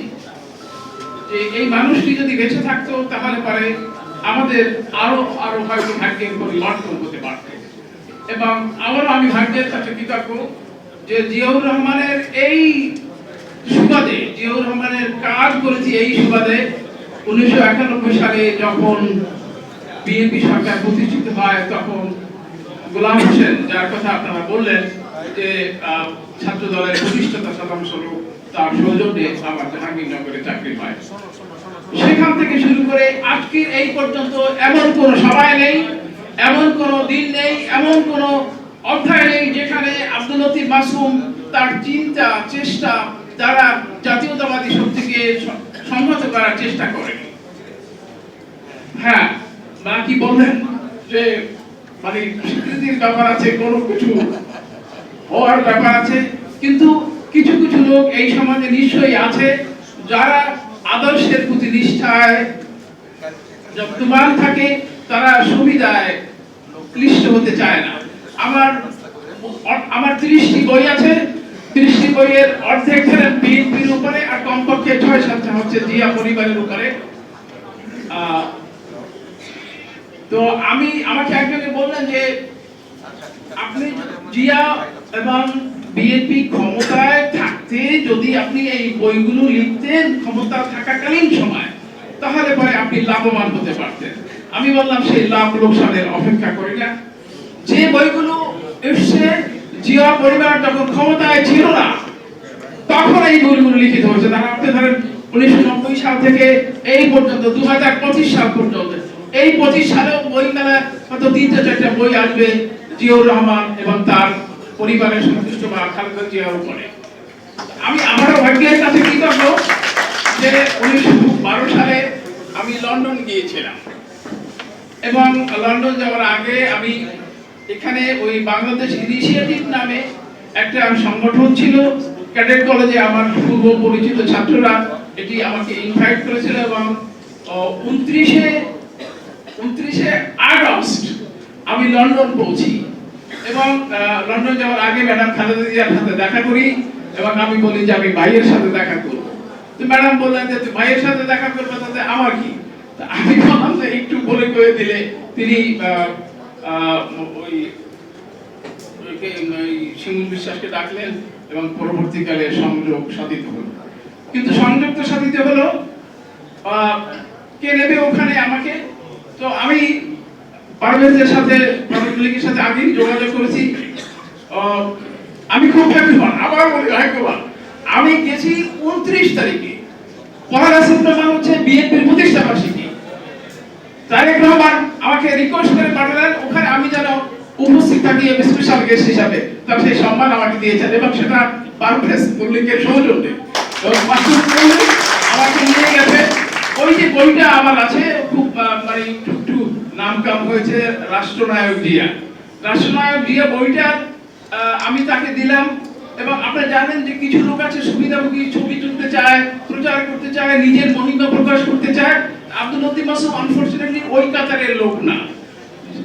তারেক দিয়ে বুঝলেন এবং ওরা পারভেজ মল্লিক ওরা একটু দূরে বসা ছিল। তো বইটা যখন দিলাম তখন বইয়ে লেখা আছে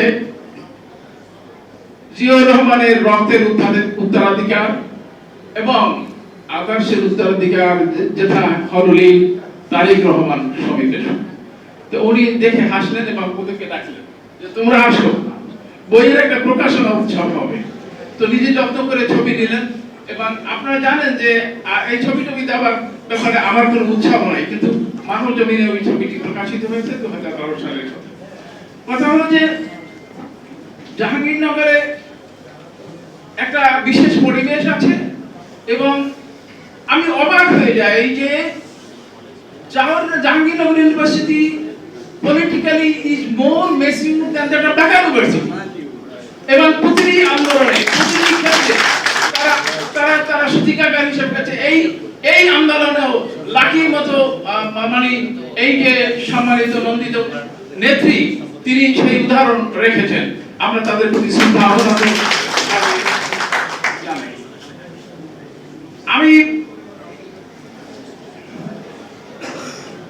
আমি 2004 সালে পটুয়াখালী বিজ্ঞান ও প্রযুক্তি বিশ্ববিদ্যালয়ের ভাইস চ্যান্সেলর হিসাবে মনোনীত হই, সেটাও বেগম খালেদা জিয়ার সৌজন্যে, শুধুমাত্র তার সৌজন্যে। এই কারণে যে শিক্ষা মন্ত্রণালয় থেকে সাধারণত প্রস্তাব দেয়, ওই প্রস্তাবটি ওই দিক থেকে এসেছিল প্রধানমন্ত্রীর দপ্তর থেকে। আমি সেজন্যই মানে সারা জীবন ধরে কৃতজ্ঞ যে আপনারা খেয়াল করেছেন গত 17 বছরে 17 রকম ভাইস চ্যান্সেলর তো বিএনপি মনোনয়ন দিয়েছিল, কিন্তু আপনি একজন ভাইস চ্যান্সেলর খুঁজে বের করেন আব্দুল লতিফ মাসুদের মতো যে লেখায়, বক্তৃতায়, স্লোগানে, আন্দোলনে সব সময় সামিল ছিল, এরকম একজন লোক আপনি দেখাতে পারবেন।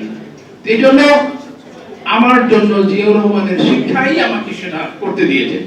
অবাক হওয়ার মতো ব্যাপার, জিয়াউর রহমান মিলিটারি পলিটিক্সের লিডার ছিলেন, মিলিটারি লিডার ছিলেন, পলিটিশিয়ান ছিলেন না, কিন্তু নির্বাচনে শুদ্ধ ঘটনার মতো তিনি ছিলেন মনে প্রাণে একজন গণতান্ত্রিক ব্যক্তি। শাহ আজিজুর রহমানকে তিনি পছন্দ করেন না, কিন্তু যখন এমপিরা তাকে নির্বাচিত করলেন তখন তিনি মেনে নিলেন। শততার উদাহরণ শুনবেন, জাহাঙ্গীরনগর বিশ্ববিদ্যালয়ে সাইলিন মেজবাহুল সালিন, তখন ওই শিক্ষক সমিতির ল্যান্ড হাউজিং এর সেক্রেটারি, তিনি আমাকে বললেন যে জিয়াউর রহমান যখন প্রেসিডেন্ট ছিলেন তখন তিনি বলে পাঠালেন, একজন ব্রিগেডিয়ারকে বলে পাঠালেন যে তার কিস্তি দেওয়ার টাকা নেই। এটা অবিশ্বাস্য গল্পের মতো মনে হয় না? আলেফ লায়লার গল্পের মতো মনে হয় না? ভবিষ্যতের উদাহরণ জিয়াউর রহমান সৃষ্টি করেছিলেন। জিয়াউর রহমান তার ধন, মন, সময়, শ্রম, সংসার সমস্ত কিছু এই জাতির জন্য বিসর্জন দিয়েছেন এবং শুধুমাত্র ৫টি বছর শাসন করেছিলেন, কিন্তু তিনি অক্ষয় পদচিহ্ন রেখে গেছেন। সেই জন্যই আজকে মানুষ বলে টেকনাফ থেকে তেতুলিয়া বাংলাদেশ জুড়ে আছে তো জিয়া। তো সেই জন্য জিয়াউর রহমানের আদর্শ আমাদের কাছে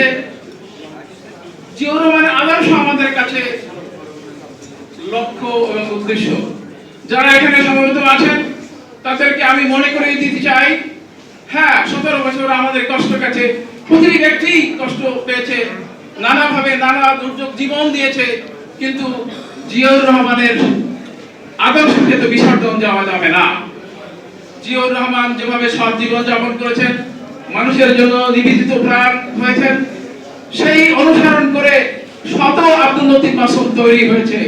আপনারা শুনলে ভালো লাগবে যে পটুয়াখালী ইউনিভার্সিটিতে 4 বছর 8 মাস ছিলাম এবং এই সামান্য মানুষটির মধ্যে কোনো অভিযোগ, কোনো অন্যায় আওয়ামী লীগ সরকার আসার পরে ডিজিএফআই, এনএসআই এবং পরে পুলিশ, এসপি দিয়ে পৃথকভাবে তদন্ত করেছেন, কিন্তু কিছুই পায় নাই। আমি গর্ব করে বলি যে আমি জিয়াউর রহমানের সন্তান। এবং আমি আমার ক্ষেত্রে বলি যে কেউ যদি বলে কি আমরা, আমি বললাম যে দেশি খেলাম বা জিয়াউর রহমান তো দেশি খেলা পছন্দ করতো। জিয়াউর রহমান আদর্শ হচ্ছে আমাদের আদর্শ। আর একটি প্রসঙ্গ, জিয়াউর রহমান মধ্যপন্থের অনুসারী ছিলেন, যেখানে জামায়াত ইসলামের মতো পার্টি, কমিউনিস্ট মতো পার্টি তাদের অনেক শ্রম, সময়, অনেক কিছু ব্যয় করে মানুষকে দলে আনতে পারে না, সেখানে আজকে এই বাংলাদেশে অঘোষিতভাবে এই দেশের 80% জিয়াউর রহমানের সন্তান, জিয়াউর রহমানকে সমর্থন করে। আপনারা নীরব জনসমর্থন তার রয়েছে, নীরব জনসমর্থন রয়েছে। যার যেখানে যে আদর্শ সেটি সে অনুসরণ করুন। পাকিস্তানের উদাহরণ দেওয়া হয়েছে। পাকিস্তান জামায়াত ইসলামী 1970 সালে, আমি ম্যাচিওর, আমি একটু ইচুরে পাকা, আমি এসএসসি পরীক্ষার্থী তখন। জামায়াত ইসলামী 4টা সিট পেয়েছিল, এখনো তারা 4টা সিটে আছে। সুতরাং এটা নিয়ে আমাদের উদ্বেগ উৎকণ্ঠার কোনো কারণ নেই। আদর্শ হিসাবে সেটি নন্দিত, অসুবিধা নাই। জিয়াউর রহমান যখন স্টুডেন্টস মুভ করেছিলেন ওই মানে বাহাদুরপুর রোমার পল্লীতে, তখন আমি সেখানে উপস্থিত ছিলাম। নিজে তিনি জিয়াউর রহমান শিবিরের কার্যক্রমের অ্যাপ্রিসিয়েট করেছিলেন, সাধারণ গোছানো লিটারেচার, পড়াশোনা ইত্যাদি। আর মির্জা ফখরুল ইসলাম আমলকে তো প্রশংসা করেছেন। তাদের প্রশংসার জায়গায় তারা থাকুক, আমরা আমাদের কর্মের জায়গায় আমরা থাকবো। সম্ভব নয়, সমঝোতার মাধ্যমে কাজ করতে হবে।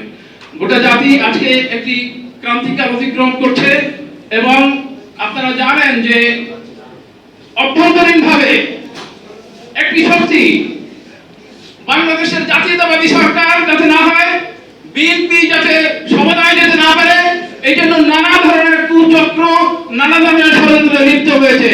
আমাদের আত্মতুষ্টি লাভের কোনো উপায় নেই, কোনো সুযোগ নেই। আমাদেরকে অবশ্যই আদর্শে নিষ্ঠা থাকতে হবে, আমাদের জাতীয় ঐক্য ধরে রাখতে হবে।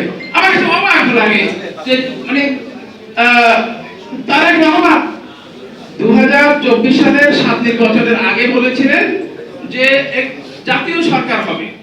আমি বলেছি যে মানুষকে তুষ্ট করার জন্য সব দল সব মতকে নিয়ে চলার জন্য, ক্ষমতায় যাওয়ার জন্য তিনি একথা বলেছেন। কিন্তু অবাক হওয়ার মতো কাণ্ড, এখন তিনি বলছেন জাতীয় সরকার হবে। শ্রীলঙ্কা জাতীয় সরকার হচ্ছে, আপনারা জানেন বিভিন্ন জাতির বিভিন্ন সংকটময় মুহূর্তে এই জাতীয় সরকার হয়ে থাকে। জাতীয় সরকার যদি হয়, সেখানে বিএনপি থাকবে মেজর পোর্শনে, সেখানে জামাত ইসলামী থাকবে, চরমনাই থাকবে, লেফট পার্টির লিডাররা থাকবে।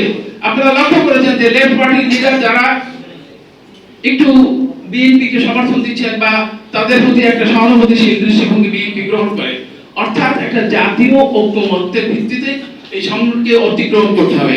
এর মধ্যে যারা মানে বিপ্লব করেছেন, যারা গোটা জাতির একটি সম্মান, শ্রদ্ধা, ভালোবাসা পেয়েছেন, তারাও এখন বিএনপির প্রতি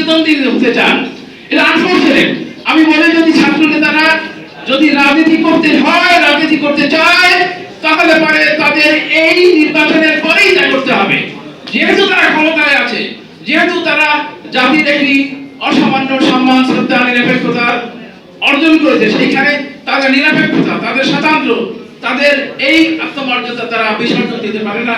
অবশ্যই অবশ্যই জাতীয়তাবাদী শক্তিকে বিজয়ী করবার জন্য আমাদের সকলকে চেষ্টা করতে হবে, আমাদেরকে সৎ থাকতে হবে।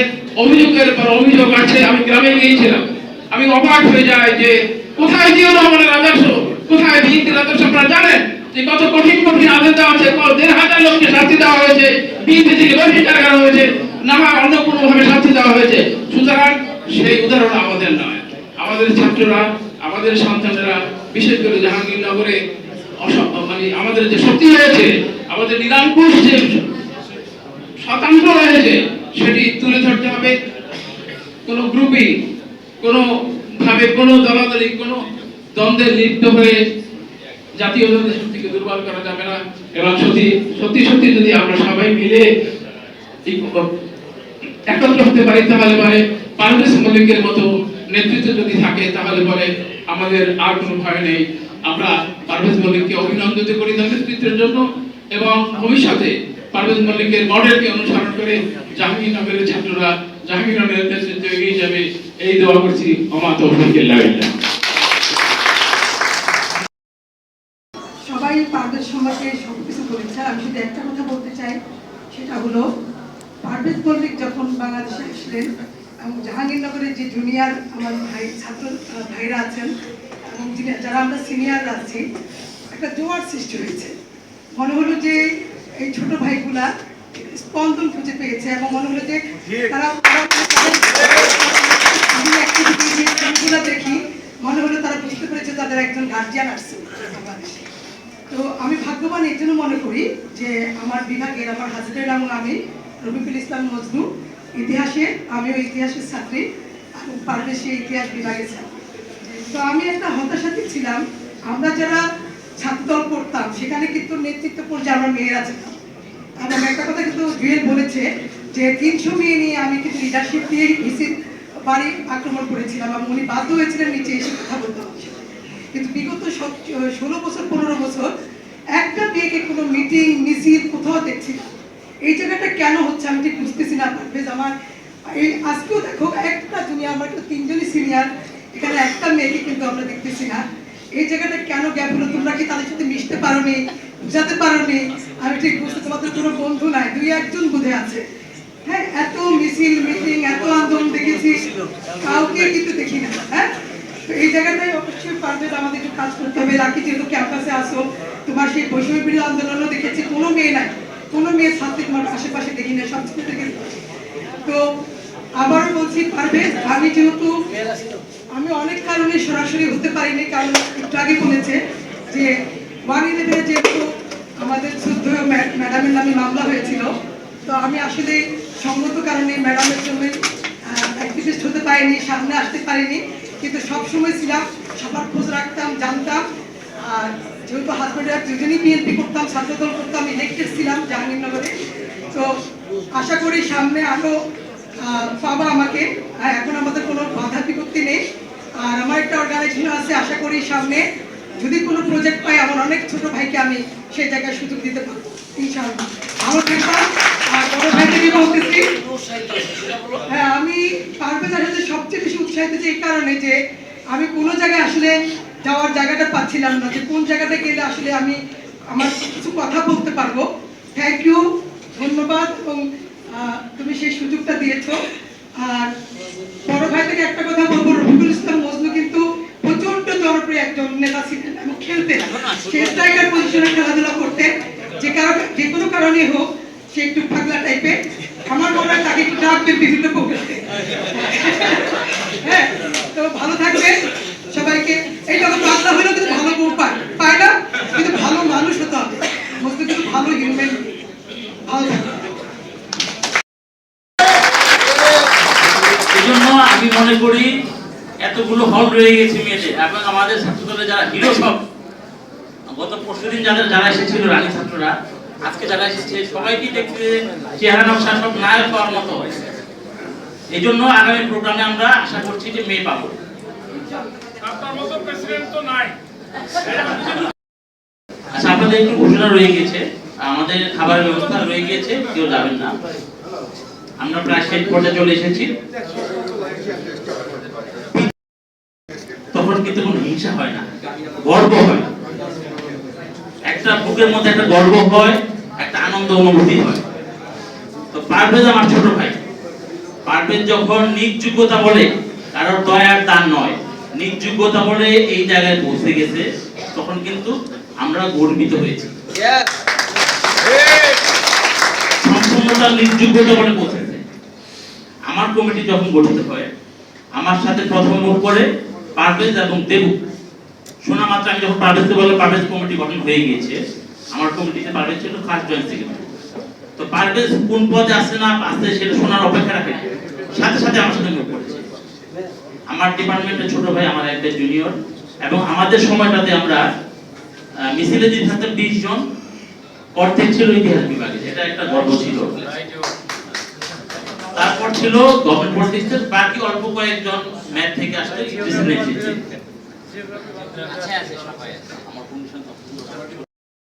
একইভাবে ধারাবাহিকতা ইতিহাস বিভাগ বজায় রেখেছে।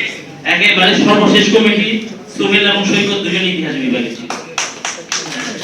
তো আমরা এখন মনে করি প্রত্যেকটা বিভাগ যেন এই প্রতিযোগিতা করে সভাপতি সেক্রেটারি হওয়ার জন্য, প্রত্যেকটা বিভাগ থেকে, তাহলে কর্মী বেঁচে আসে। তো আমরা আজকে যাকে নিয়ে আজকে অনুষ্ঠানে যে মধ্যমণি, যাকে আজকে সম্বর্ধিত করা হচ্ছে, তো বিভিন্ন বিগত সময়ে যে আন্দোলনটা হয়েছে বা আমরা বিগত 17 বছর যে সমস্যাগুলো ফেস করেছি, পারভেজ দেশে না থেকে আমাদের সাথে ছিল। প্রতিনিয়ত রাতে বেলা মাঝে মাঝে ফোন দিত, 2টা দিন আমাকে বলতো ভাই ঘুমানো যাকে কেন্দ্র করে পারভেজ মল্লিকের আজকের এই অনুষ্ঠান, তার সাথে আমাদের বলতাম আছে, সেটা স্মরণে আছে কিনা জানি না, তবে আমার স্মরণে আছে। একদিন হঠাৎ 9:10টার দিকে হবে, ওরা 7-8 জন আমার বাসায় যায়, সাভারের বাসায়। সাভারের মধ্যে কুমলাকে আমরা জাহিনুল ইউনিভার্সিটি ছাত্র দলের নেতা কর্মী, রুমিনের কারণে ওরা ক্যাম্পাসের বাইরে বা কিছু মানুষ বসেছি। কে বানাইছে বললাম ইউনিভার্সিটি আলোচনা বিষয়ে। আমি সে কেমনে পাঠাই আমার কাছে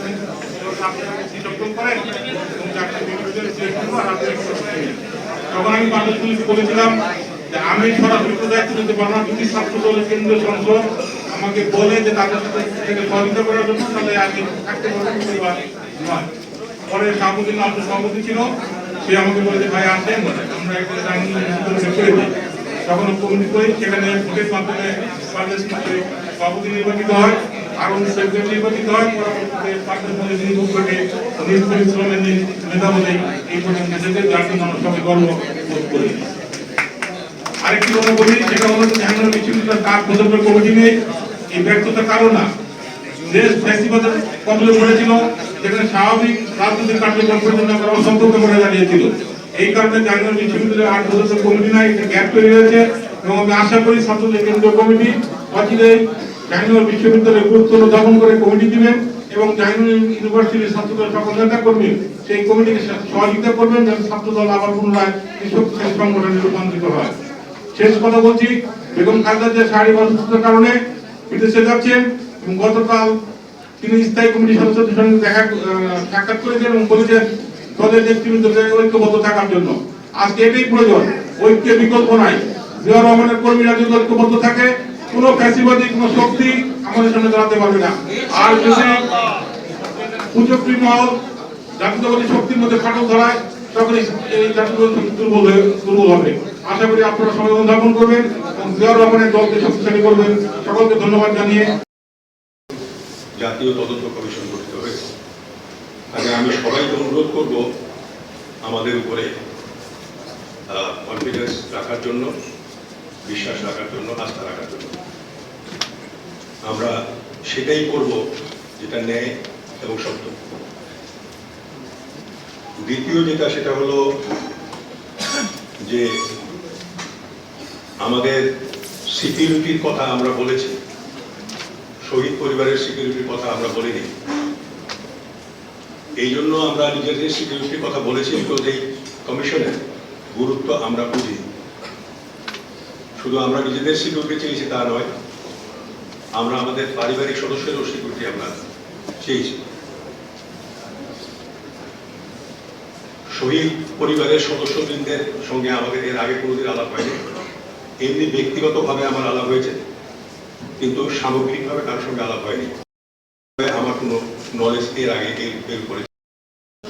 তার সঙ্গে আমার দেখা হয়েছে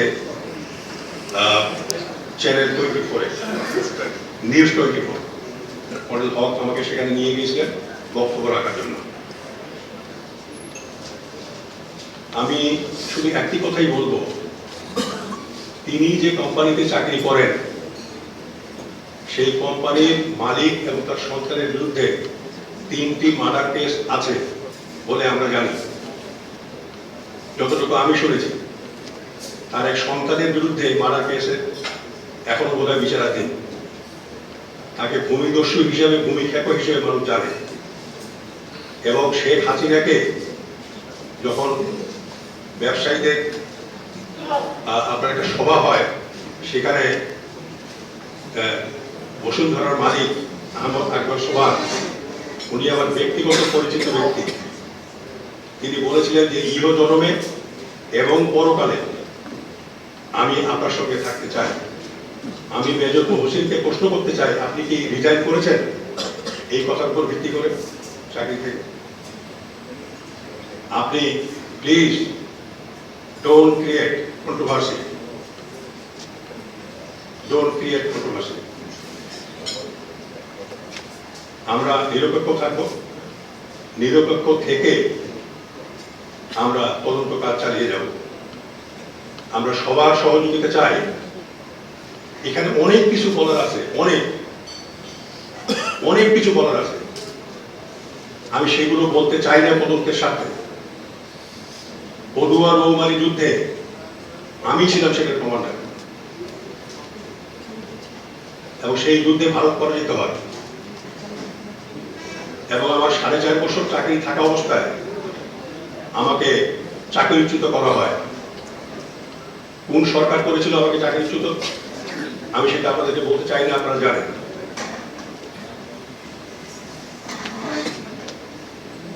এবং কেন করা হয়েছিল সেগুলো আমরা জানবার চেষ্টা করব।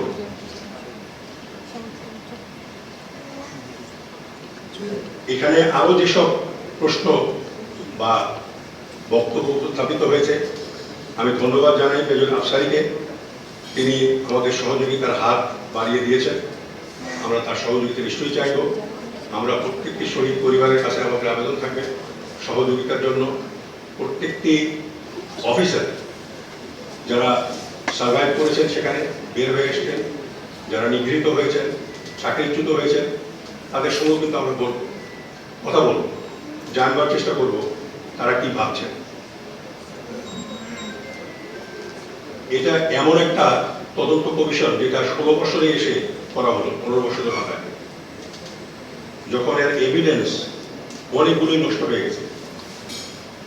তবে আমি কোনো জিনিস গোপন রেখে কিছু করতে চাই না। আমি এটা আমার কমিশনের সদস্য থেকে বলেছি, যা হবে খোলাখুলি করা হবে। এবং সবকিছু বিষয় আমি মিডিয়ার মাধ্যমে জাতিকে অবহিত করতে থাকবো সময় সময়, যখনই প্রয়োজন পড়বে। এবং আপনারা সেটা জানতে পারবেন আমরা কতটুকু অগ্রসর হলাম। একটা বিষয় আমাদের মাথায় রাখতে হবে, আমাদের সময় দেওয়া হয়েছে 3 মাস। আমি চাইবো 3 মাসের মধ্যে যেন এই তদন্ত শেষ হয়ে যায়। যদি সময় বাড়ানোর প্রশ্ন প্রয়োজন পড়ে, মাননীয় স্বরাষ্ট্র উপদেষ্টা আমাকে বলেছেন যে তারা সময় বাড়াবে, কিন্তু আমার ব্যক্তিগত কোনো ইচ্ছা নাই এই সময় বাড়ানোর জন্য। তারপরে যদি প্রয়োজন পড়ে তদন্তের সাথে আমরা এটা বাড়াবো। এর 2টা অংশ আছে, একটা হলো অভ্যন্তরীণ আমাদের দেশে, একটা হলো বহির্দেশীয়। এবং আমাদের যে টার্মস অফ রেফারেন্স দেওয়া হয়েছে সেখানে এই 2 বিষয়ে আমাদেরকে তদন্ত করতে বলা হয়েছে। একটা বিষয় আমাদেরকে তদন্ত করতে বলা হয়নি, সেটা উল্লেখ করা হয়েছে, সেটা হলো তাদের মামলা চলছে বা মামলা করা হয়েছে বা বিচারাধীন, সেই বিষয়ে আমরা কথা বলতে পারবো না। কিন্তু আমি আপনাদের জানাতে চাই, আমরা প্রধান উপদেষ্টাকে লিখেছি এখানেও যেন আমরা এফআইআর করতে যেন পারি। যেমন একটা উদাহরণ দিই আমি, বিস্ফোরক মামলা করা হয়েছে 14 বছর ধরে, একজন লোক জেলে আছে বেলারুশে। এর একটা সুরা হওয়া দরকার। আমরা যদি সেখান থেকে গ্রিন সিগন্যাল পাই, অবশ্যই আমরা একটা বিষয়ে আমরা আমাদের মন্তব্য রাখবো।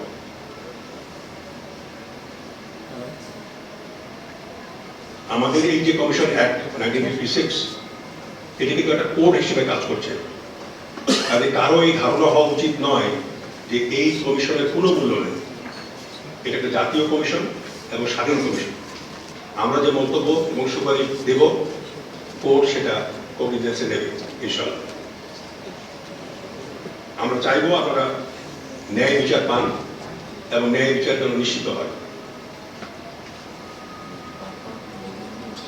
অনেকে বলেছেন ভারত জড়িত। আমাদের মধ্যে অনেকেরই মতামত থাকতে পারে, আমি নিরপেক্ষ তন্ত্রের সাথে একটা কথা বলতে চাই।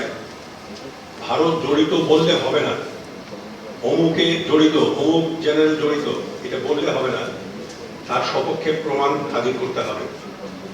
আমি চাইবো আপনারা প্রমাণ দেন, যত ছোটই হোক, যত বড়ই হোক, যত গুরুত্বপূর্ণ হোক বা গুরুত্বপূর্ণ নাই হোক, আপনারা এই প্রমাণ আমাদেরকে দেন।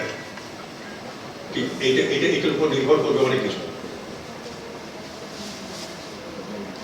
আর একটা বিষয় যেটা আমি বলতে চাই, সেটা হলো জেনারেল মইনুল সম্বন্ধে আপনারা বলেছেন তিনি বিদেশে যাচ্ছিলেন, আর বিদেশে যাওয়া আমরা বন্ধ করেছি। গতকাল তিনি আমাকে রিং করেছিলেন, টেলিফোন করেছিলেন, এর আগেও টেলিফোন করেছেন, এবং আমি তাকে আশ্বাস দিয়েছি যে আমরা অচিরেই, আমাদের অফিস এখনো ঠিক হয়নি, আমাদের সিকিউরিটি এখনো দেওয়া হয়নি, কিন্তু ইতিমধ্যে আমরা বিজিবি সদর দপ্তরে আমরা নিজেরা কাজ শুরু করছি। নিজেদের যানবাহন নিয়ে আমরা যাই এবং নিজেরা আমরা কিন্তু এটা শুরু করছি। আজকে যেমন সদস্যরা আসছেন এখানে নিজস্ব যানবাহন নিয়ে, আজকে আমিও এখানে নিজস্ব যানবাহন নিয়ে এসেছি। আমাদের কোনো সিকিউরিটি নেই। আমি আপনাদের আশ্বস্ত করতে চাই, আমাদের সিকিউরিটি যদি নাও দেওয়া হয়, যানবাহন যদি নাও দেওয়া হয়, এই তদন্ত আমরা শেষ করে ছাড়বো ইনশাআল্লাহ। আমরা নিশ্চয় থাকি। একটা বিষয় আমি আপনাদের সামনে তুলে ধরতে চাই, সেটা হলো এই যে নারকীয় ঘটনা ঘটে গেল, আমিও ছিলাম এক ডিজি হিসেবে। আমি সত্যি ঘটনা আজকে আপনাদের সামনে বর্ণনা করছি। আমি ওখানে গিয়ে দেখলাম ওদুর রহমানের যুদ্ধের পরে ওই গেটের বা সামনে যে মিডিয়ার সদস্যরা দাঁড়িয়ে থাকে, তারা আমার গাড়িতে এসে হুমড়ে পড়ে, মনে গাড়ির কাজ ভেঙে গেছে। কিন্তু সেদিন আমি যখন গেলাম, সব দাঁড়িয়ে আছে, কেউ সামনে আসলো না। তারপরে ওখানে গিয়ে দেখি যে উত্তরের গ্যালারিতে যেখানে করেছি, হাফিজের সঙ্গে কথা হয়েছে, নিশ্চিত করেছেন যে আমরা আগামী সপ্তাহে ইনশাআল্লাহ, এখনো আমরা আমাদের অফিস পাইনি, আগামীকাল আমরা খুব সম্ভব বিজিবি হেডকোয়ার্টারে আমরা অফিস করব। এবং বিজিবি ভেরি কাইন্ড, আমাকে উনি একটা গাড়ি দিয়েছেন, সেই গাড়ি দিয়ে উনি নিয়ে গেলেন, এবং সেখান থেকে যদি আমরা তার সাক্ষাতের জন্য যেতে পারি, আমরা খুবই ভাগ্যবান মনে করবো নিজেকে। আমরা সেখান থেকে আমাদের অফিস পরিদর্শন করবো এবং পরশুদিন থেকে যেন আমরা আমাদের অফিসে বসে কাজ শুরু করতে পারি। এরপরে আমরা সেনাপ্রধানের সঙ্গে সাক্ষাৎ করবো এবং তাকে অনুরোধ করবো যে প্রভূতভাবে তিনি যেন আমাদেরকে সহযোগী করেন সেনাবাহিনীর ওই সময়ের পরিস্থিতি সম্বন্ধে বিভিন্ন যেসব বিষয় আমরা জানতে চাই। তো আমি আপনাদেরকে একটা অনুরোধ করব, সেটা হলো আপনার ধৈর্য ধরেন, আমাদের উপরে আস্থা রাখেন। আমরা দেশের অভ্যন্তরীণ বিষয়টাকে আগামী 2 মাসের মধ্যে আমরা শেষ করতে চাই, এবং 1টা মাস আমরা রাখবো যে আমরা যাদেরকে সন্দেহ করি, বিশেষ করে শেখ হাসিনা, তিনি ভারতে অবস্থান করছেন, আমরা চেষ্টা করবো তদন্ত মিনিস্ট্রির মাধ্যমে কিংবা ডাইরেক্টলি আমরা, যেটা আমাদের জন্য আইনগতভাবে সিদ্ধ, ভারতীয় হাইকমিশনের সঙ্গে আমরা যোগাযোগ করে হয় তাকে এক্সট্রাডাইট করার জন্য আমরা বলবো, কিংবা আমাদের টিম সেখানে গিয়ে ইন্টারভিউ দিব। এবং আরো যে কয়েকজনের নাম এসছে তদন্ত কমিশনে যদি তাদের নাম থাকে, এবং আরেকটা জিনিস, তদন্ত কমিশনে কিন্তু আমরা ইভালুয়েট করবো এবং সেখানে আমরা বক্তব্য দেব যে কোথায় কাকে কোন দেশকে সাহায্য করা হয়েছে, কোথায় কোন দেশকে সাহায্য করা হয়েছে কমিশনের মাধ্যমে, তদন্তের মাধ্যমে, সেগুলো আমরা বের করবার চেষ্টা করবো। তাহলে আপনারা নিশ্চিত থাকেন অতি অল্প সময় ইনশাআল্লাহ জাতির সামনে আমরা এই তদন্ত রিপোর্ট তুলে ধরতে পারবো। এবং আপনাদের বক্তব্য আমরা শুনলাম, আপনাদের মতোই আমরাও সমব্যক্তি এবং সেনা হত্যা দিবস হিসেবে সেই দিবসটাকে যাতে অবজার্ভ করা যায়, জাতি অবজার্ভ করতে পারে, সেটাও আমরা চেষ্টা করব বলার জন্য। এবং এই কথাও আমি এটাও চিন্তা করে দেখেছি, এই যে হায়দার হুজুরের যে গান আরো কত রক্ত ঝরলে, এই গানটাকেও আমি একটা জাতীয় সঙ্গীত হিসেবে, মানে জাতীয় একটা বিষয়ের একটা বিষয় গুরুত্বপূর্ণ সঙ্গীত হিসেবে, যাতে 25 এবং 26 ফেব্রুয়ারি যেন এটা সমস্ত মিডিয়াতে যেন এটা গাওয়া হয়, এই জিনিসটা আমি সুপারিশ করব। এই জিনিসটা আমরা প্রত্যেকটা জিনিসেই আমাদের দেশের বাইরে আমরা রাখবো, সবকিছুতে আমরা দেখবার চেষ্টা করতেছি খোলা চোখে ইনশাআল্লাহ। আপনারা নিশ্চিত থাকেন, আপনারা যাতে শান্তি পান, আপনাদের ফটো যাতে নিরাপয় হয়, আপনারা যাতে মাথা উঁচু করে এই বাংলাদেশে বাঁচতে পারেন, সমস্ত জাতি যেন আপনাদেরকে সম্মান করে, সেটা নিশ্চিত করতে পারবো ইনশাআল্লাহ। আপনাদের দোয়া চাই। বলতেছে জনগণকে হাতে নিয়ে আর কোপায় দিয়ে জেনারেল ফজলুর রহমান আমাকে ফোন করতে চেয়েছিলেন, আমি সেই ব্যক্তি।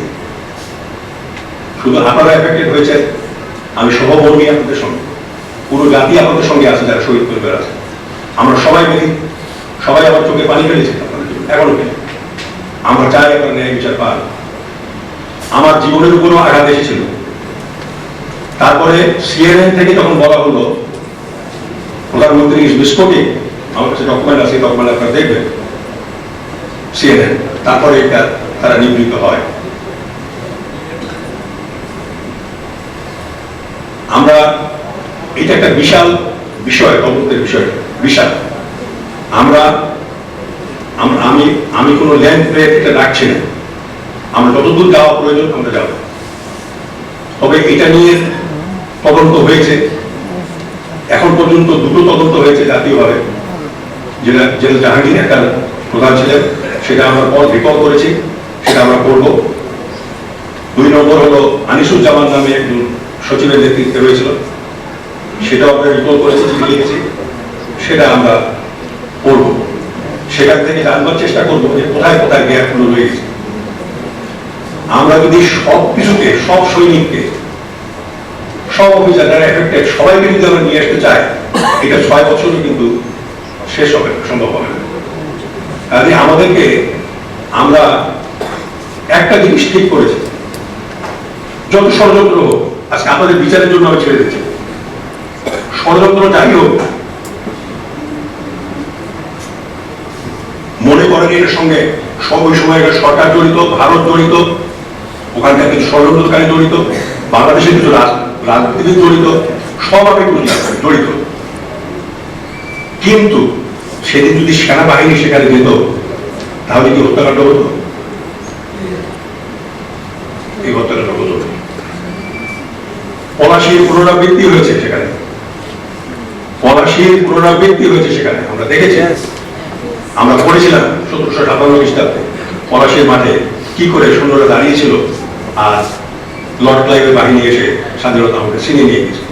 তার চেয়েও জঘন্য, তার চেয়েও হৃদয় বিদারক ঘটনা বাংলাদেশে ঘটেছে। 2009 সালে আমাদের আর্মি ঠায় দাঁড়িয়েছিল এবং বিদেশিরা এসে, দেশি বিদেশি ষড়যন্ত্রকারী মিলে এই হত্যাযজ্ঞ চালিয়েছে। আমি মনে করি না এটা মিডিয়ার বিদ্রোহ ছিল। আমি মনে করি না যে কোনো দাবির জন্য, দাবি আদায়ের জন্য সৈনিকরা নির্মমভাবে আমাদের অফিসারদেরকে নিহত করতে পারে। আমরা জানবার চেষ্টা করছি কে কখন মিডিয়াতে ওই সময় পোস্টিং হয়েছিল। একজন অফিসার 7 দিন আগে, 10 দিন আগে, 15 দিন আগে, 1 মাস আগে গিয়ে কি অপরাধ করতে পারে, তাকে মেরে ফেলতে হবে। It was not a military, it was a conspiracy killing the officers. তারা বিজেপিকে দুর্বল করা হয়েছে, বিডিআরকে দুর্বল করা হয়েছে, তার নাম বদল করে দেওয়া হয়েছে, আর্মিকে দুর্বল করা হয়েছে, দেশকে দুর্বল করা হয়েছে। আমাদের দৃষ্টি প্রসারিত করতে হবে আমাকে পদুয়া নৌবাহিনী যুদ্ধে ভারতকে পরাজিত করবার কারণে যে সরকার আমাকে চাকরিচ্যুত করেছিল সে কিন্তু আওয়ামী লীগ সরকার নয়, সে আওয়ামী লীগ সরকার নয়। আওয়ামী লীগ সরকার আমাকে পদচ্যুত করেছিল। আমি ডিজি মিডিয়া ছিলাম, আমাকে 11 ডিভিশনে জিওসি করা হয়েছিল, তারপরে আমাকে চাকরিচ্যুত করা হয় সরকার পরিবর্তনের পরে। কাজেই তদন্তের বাইরে কেউ থাকবে না।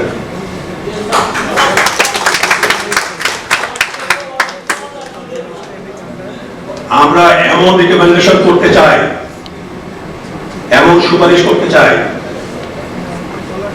যেন বাংলাদেশে কোনোদিন এই 25শে ফেব্রুয়ারির ঘটনার যেন পুনরাবৃত্তি না ঘটে। আমরা আপনাদের সহযোগিতা চাই। আমার একজন সদস্য বলেছিলেন, উনি পুলিশের মানুষ, ডিআইজি, যে স্যার এই তদন্ত তো এতখানি হতে পারে। আমরা না, এটা এতটুকু হবে, এতটুকু তদন্তটা হবে, এতটুকু। কথা হলো ফ্ল্যাগি বডি চাইতে স্লিম মাসেল বডি কিন্তু অনেক বেশি শক্তিশালী। এত বড় ওজনদার বডি নিয়ে তো লাভ নাই, মাসেল থাকবে, মাসেল বডি হবে। আমরা সেটাকেই টার্গেট করব, যার মাধ্যমে আমরা এই ষড়যন্ত্র উদ্ঘাটন করব এবং খুব অল্প সময় যেন আমি এটা করতে সক্ষম হই। আমরা তাদেরকে আমি কখনোই আমি আমার নিজের অস্তিত্বের সাথে কল্পনা করেছি। আমি মনে করেছি যে ওরা আমার একটি আত্মার আত্মীয়, ওদের ব্লাড আমার ব্লাড এক। মানে আমি বিচ্ছিন্ন ভাবে কাউকে কখনো কখনো কখনো চিন্তা করিনি। আমি শ্যামলী আপাকেও ধন্যবাদ জানাচ্ছি। শ্যামলী আপার সাথে যে আসার পর থেকে শ্যামলী আপার যে আগের যে আমরা যেই কাহিনী যেটা শুনতাম শ্যামলী আপার সম্পর্কে, আপনার এই মানে এখনো দেখি সেই শ্যামলী আপা আগের মতোই রয়ে গেছে। আমি ধন্যবাদ জানাচ্ছি আমার প্রিয় কর্নেল ভাইকে, যদিও উনি আর্মির কর্নেল না, আমি কর্নেল।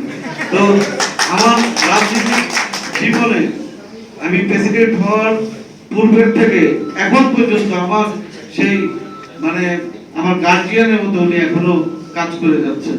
কর্নেল ভাইয়ের প্রতি আমি ধন্যবাদ এবং কৃতজ্ঞতা জানাচ্ছি। আমি ধন্যবাদ জানাচ্ছি আমাদের এখানে যারা সিনেট যারা সদস্য যারা এখানে উপস্থিত যারা হয়েছে, একটি প্রতিকূল অবস্থার ভিতরে থেকে একটি ফ্যাসিবাদী সরকার ক্ষমতায় থাকা অবস্থায় সম্পূর্ণ মানে একটি স্রোতের বিপরীতে একটি ইলেকশন, সেই ইলেকশন যে কি পরিমাণে যে কঠিন এবং সেই কঠিন বাস্তবতার ভিতর দিয়ে আমরা 5 জন সিনেটর পেয়েছি, 6 জন। তার ভিতরে আজকে আমাদের 3 জন এখানে সিনেটর এখানে উপস্থিত আছেন।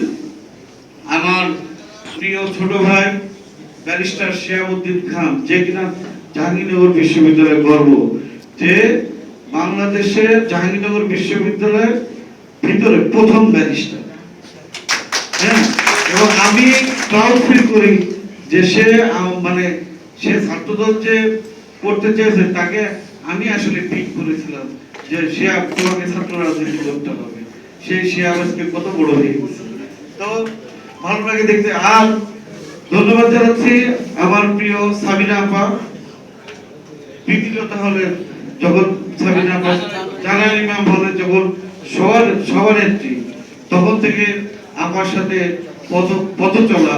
এবং আপনারা জানেন জাহাঙ্গীরনগর বিশ্ববিদ্যালয়ে যে ধর্ষণ বিরোধী যে আন্দোলন হয়েছিল, সেই আন্দোলন যে অনশন যারা করেছিল, যার মুখে পানি দিয়ে অনশন মানে করেছিলেন আমাদের মা দেশ নেত্রী বেগম খালেদা জিয়া, সেই সাবিনা আপা আজকের ওই অনুষ্ঠানে আছে। সাবিনা আপা শুধু সিনেট সদস্যই না, সাবিনা আপা মহিলা দল ঢাকা জেলার আহ্বায়কের দায়িত্ব পালন করছেন। আমি একটু দেরি করে বলছি এই কারণে যে আমি একটু ধাপে ধাপে বলছি। আমি ধন্যবাদ জানাচ্ছি এমন একজন ব্যক্তিত্বকে যে আজকের এই আমার এই আনন্দঘন এই যে মুহূর্ত, সেই মুহূর্তের ভিতরে আমি যাকে পেয়েছি। আজকে জাহাঙ্গীরনগর বিশ্ববিদ্যালয়ের যে কয়জন ব্যক্তিকে নিয়ে আমরা এই ফ্যাসিবাদী সরকারের ফ্যাসিবাদ বিরোধী আন্দোলনের যে কয়জন আমরা যদি উজ্জ্বল নক্ষত্র বলি, সেই নক্ষত্রের একটি উজ্জ্বল তারা হচ্ছে আমাদের শামীমা সুলতানা লাকি আপা। আপনারা লাকি আপা যেই সাহসী যেই কাজটি করেছিলেন, উনি কিন্তু ওনার জীবনের মায়া ত্যাগ করেই কিন্তু কাজটি করেছিলেন। আমি কিন্তু লাকি আপাকে ফোন করে বলছি যে লাকি আপা এটা আপনি কি করলেন, আপনি কি জানেন যে আপনার ভবিষ্যতে কি হতে পারে? এই ফাঁসিটা যদি টিকে যেত তাহলে আজকে লাকি আপার কোথায় জায়গা হতো? আমার তো মনে হয় জেলেও রাখতো না, হয় ক্রস ফায়ার দিয়ে দিত, নাহলে আয়না ঘরে নিয়ে যেত।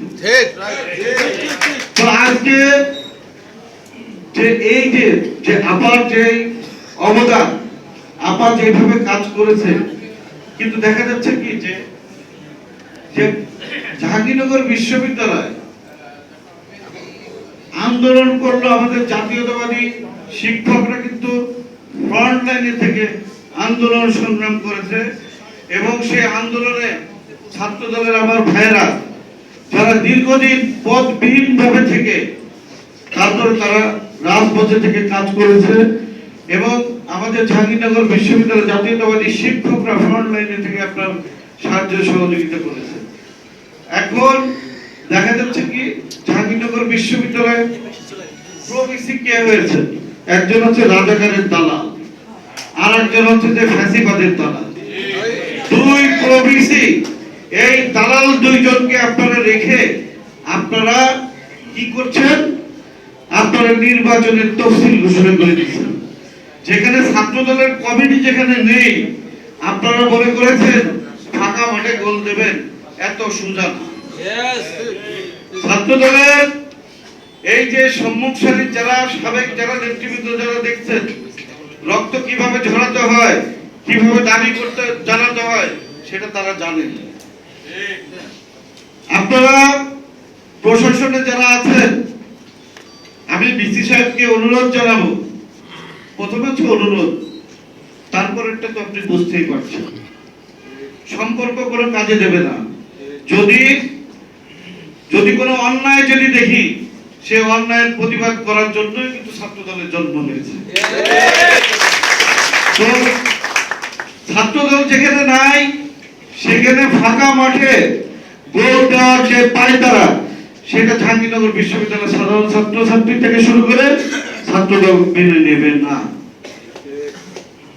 আর আমি একটি কথা খালি স্মরণ করে দিতে চাই যে 4 দলীয় ঐক্য জোটের যখন সরকার যখন হয়েছিল, তখন পরবর্তীতে আমি জাহাঙ্গীরনগর বিশ্ববিদ্যালয়ে দায়িত্ব পালন করছি। তৎকালীন তখন প্রক্টর ছিলেন হচ্ছে আমাদের সৈয়দ কামরুল হাসান টিটু স্যার। তো একদিন শুনলাম যে মতিউর রহমান নিজামী সাহেব জাহাঙ্গীরনগর বিশ্ববিদ্যালয়ের সামনে দিয়ে জাহাঙ্গীরনগর পিছনে একটা প্রোগ্রাম দিয়েছে, সেই প্রোগ্রামে উনি যাবেন। আপনারা জানেন যেই জাহাঙ্গীরনগর বিশ্ববিদ্যালয় শহীদ হাবিবুর রহমান কবির রক্ত দিয়েছে, সেই ক্যাম্পাসে রাজাকারদের কোনো ঠাঁই হবে না। এবং আমরা জাহাঙ্গীরনগর বিশ্ববিদ্যালয়ে এই রাজাকারকে কিন্তু আমরা প্রবেশ করতে দিইনি। কেন জানেন? কারণ তৎকালীন আমাদের ছাত্র দলের যিনি দায়িত্ব পালন করছিলেন, বর্তমানে বিএনপির ভারপ্রাপ্ত চেয়ারম্যান জনাব তারেক রহমান, আমাদেরকে কিন্তু ছাত্রদলকে একটি নির্দেশনা দিয়েছিলেন, ঐক্য হয়েছে সরকারের, কিন্তু ছাত্র নেতৃত্বের ভিতরে কোনো ঐক্য হয়নি। তো ক্যাম্পাস ভিত্তিক যে রাজনীতি হবে, সেটা ছাত্রদল কোনো কারোর সাথে প্যানেল দিয়ে রাজনীতি করার দরকার নেই। এটা সরকার, একটা সরকার বুঝবে। শিক্ষা প্রতিষ্ঠানের রাজনীতি ছাত্ররা ছাত্রদের ডিসিশন নেবে। তারপরে আমরা ইন্ডিপেন্ডেন্টলি কাজ করার সুযোগ পেয়েছিলাম দেখে জাহাঙ্গীরনগর বিশ্ববিদ্যালয়ে আপনার এই রাজাকারদের কিন্তু আমরা প্রবেশ করতে দেইনি। আমার ইন্টারেস্টিং বিষয় হলো যারা বাম ঘরানা যারা রাজনীতি যারা করে জাহাঙ্গীরনগর বিশ্ববিদ্যালয় তারা কিন্তু সবসময় সচেতন কথাবার্তা বলে, কিন্তু আমার কাছে মনে হচ্ছে জাহাঙ্গীরনগর বিশ্ববিদ্যালয়ে যে বাম রাজনীতি করে তারা একটু আস্তে আস্তে কত যদি মনে হচ্ছে নিয়মান হয়ে যাচ্ছে। ছাত্রদল নাই দেখে আমি কয়েকজনের সাথে কথা বলে দেখছি, বলছে যে ভাই ছাত্রদলে যদি কার্যক্রম শুরু হয় তখন তারা নাকি মাঠে নামবে। আরে ভাই তোমরা তো সবসময় প্রতিবাদী, তোমরা প্রতিবাদ কেন করো না?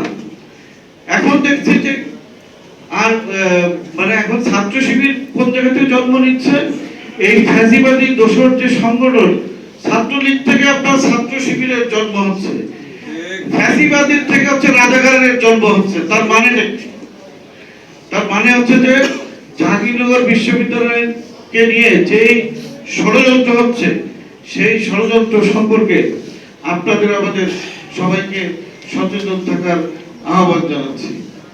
আর বর্তমান সরকারকে বলবো যে এক ফ্যাসিবাদকে হটিয়ে নতুন কোন ফ্যাসিবাদের জন্ম হোক এটা আমরা কোনোভাবেই আশা করতে পারি না।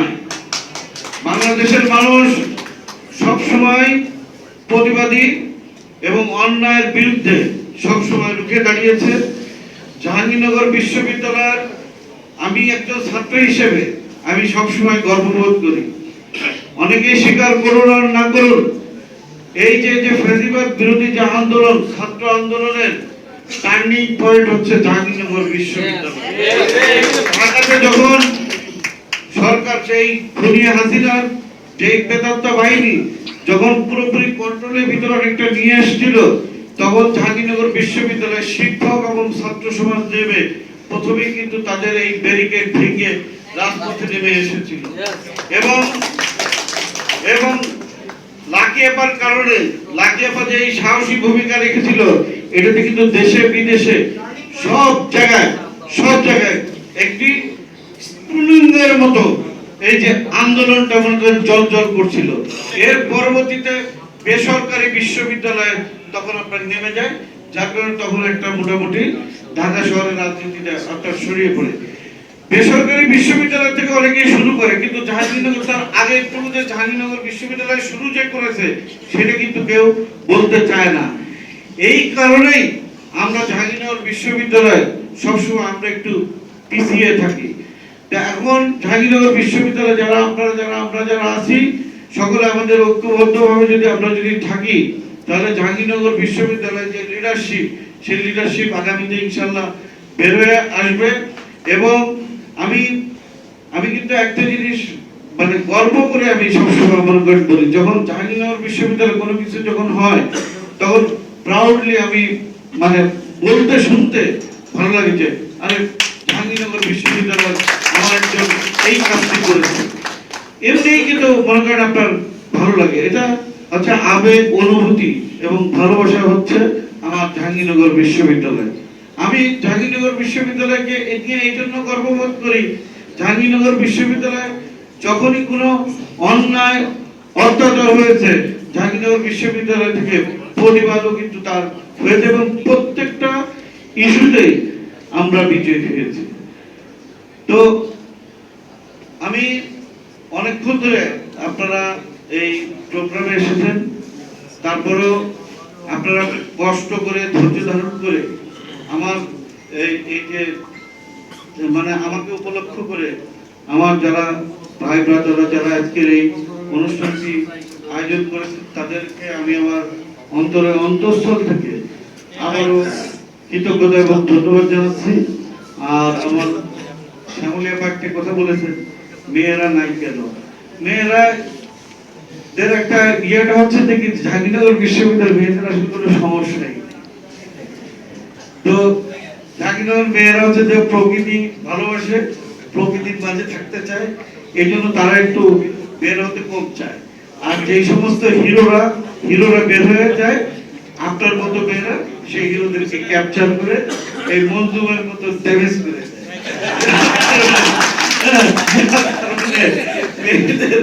উপস্থিতিটা অনেক ক্ষেত্রে মনে করেন আপনার কমে যায়। কিন্তু জাহাঙ্গীরনগর মেয়েদের নিয়ে একটা গর্ব করার বিষয় হচ্ছে কি, জাহাঙ্গীরনগর বিশ্ববিদ্যালয়ের মেয়েরা সব থেকে বেশি সচেতন। যে কোনো সংকটে, যে কোনো বিপদে যে কোনো সংকট দেখা দিলে জাহাঙ্গীরনগর বিশ্ববিদ্যালয়ের মেয়েরা কিন্তু ফ্রন্ট লাইনে চলে আসে। তো আমি মনে করি জাহাঙ্গীরনগর বিশ্ববিদ্যালয়ে একজন মেয়ে থাকা মানেই হচ্ছে 1000 মেয়ের নেতৃত্ব। সেই ক্ষেত্রে ইনশাআল্লাহ আগামী দিনে আমাদের জাতীয়তাবাদী ছাত্র দলের যে কমিটি ইনশাআল্লাহ হবে, আমাদের এই জাহাঙ্গীরনগর বিশ্ববিদ্যালয়ের আগামী দিনে যে কমিটি যেটা হবে, সেই কমিটিতে আমরা সকলে ঐক্যবদ্ধভাবে জাহাঙ্গীরনগর বিশ্ববিদ্যালয়ে আমরা কাজ করে জাহাঙ্গীরনগর বিশ্ববিদ্যালয়ের ছাত্রছাত্রীরা কিন্তু আমাদের এই সংগঠনটি করতে চায় এবং পজিটিভলি প্রোগ্রাম আপনারা করতে চায়। আমি প্রশাসনকে আহ্বান জানাবো এই তড়িঘড়ি করে একটি বিশেষ শ্রেণীকে নির্বাচিত করার জন্য এই যে নির্বাচনী যে রোড ম্যাপ আপনারা দিয়েছেন সেটাকে আপনাদেরকে পুনর্মূল্যায়ন করতে হবে। নচেত জাহাঙ্গীরনগর বিশ্ববিদ্যালয়ের আগামী যে কমিটি যেটা হবে, বিএনপির ভারপ্রাপ্ত চেয়ারম্যান অবহিত আছেন, অতি দ্রুত জাহাঙ্গীরনগর বিশ্ববিদ্যালয়ের একটি কমিটির ইনশাআল্লাহ সিদ্ধান্ত হবে এবং আমরা নির্বাচনের বিপক্ষে না, আমরা নির্বাচনের পক্ষে, আমরা নির্বাচন করতে চাই। কিন্তু আমাদের কাছে একটি তথ্য আছে, আমি কেন বারবার এই কথাটা, তথ্য আছে এই সরকারের কিছু বুদ্ধিজীবী, কিছু খুনে ধরা আপনার মগজ নষ্ট কিছু ব্যক্তিরা আপনার ঢুকে পড়ছে। সেটা ফ্যাসিবাদীর যে সমস্ত দোষর যারা ছিল তারা কিন্তু এখনো 95% লোক বিভিন্ন জায়গায় আপনার এখনো বহাল তবিয়ত আছে। এবং কিছু উপদেষ্টা আছে জীবনে এই ফ্যাসিবাদ বিরোধী আন্দোলনের কোনো বিবৃতি নাই, কোনো কিছু নাই, যখন বিজয় তার প্রান্তে ফেসবুকের স্ট্যাটাস দিয়ে উপদেষ্টা হয়ে গেছে। তো এরকম কিছু ব্যক্তিরা দীর্ঘদিন থাকার লিপসার কারণে আপনার নির্বাচনী রোডম্যাপটা দিতে দেরি হচ্ছে। আমাদের মাননীয় প্রধান যিনি উপদেষ্টা, উনি ভালো মানুষ, উনি জানেন আগে একবার আপনার ওই একটা দল গঠন করতে যে কতটুকু প্রতিকূলতার মধ্যে পড়ে উনি নিজেকে গুটিয়ে নিয়েছিলেন, ওনার এই অভিজ্ঞতা আছে। তবে আমরা মনে করি, আমরা জানি যতটুকু, ডক্টর ইউনূস সাহেব উনি দ্রুত নির্বাচন দিয়ে সেফ এক্সিট নেওয়ার পক্ষে। কিন্তু তার কিছু আশেপাশের কিছু কুশীলব যারা এই নির্বাচনী ব্যবস্থাকে ব্যাহত করার চেষ্টা করছে। আপনি জাতীয় পর্যায়ে নির্বাচন দেবেন না, কিন্তু বিশ্ববিদ্যালয়গুলো ছাত্র নির্বাচন দেওয়ার এই যে আপনার দুর্নীতিমূলক যে চেষ্টা এই কিছু উপদেষ্টাদের, সেটা নিয়ে আমার মনে করেন একটা কোশ্চেন আছে। এই কারণে তারা এই নির্বাচনে না যে বিভিন্ন বিশ্ববিদ্যালয়গুলোতে আপনার নির্বাচন করে তারা নতুন দল করে মানে একটা কিংস পার্টি তৈরি করার একটা পায় তারা করছে।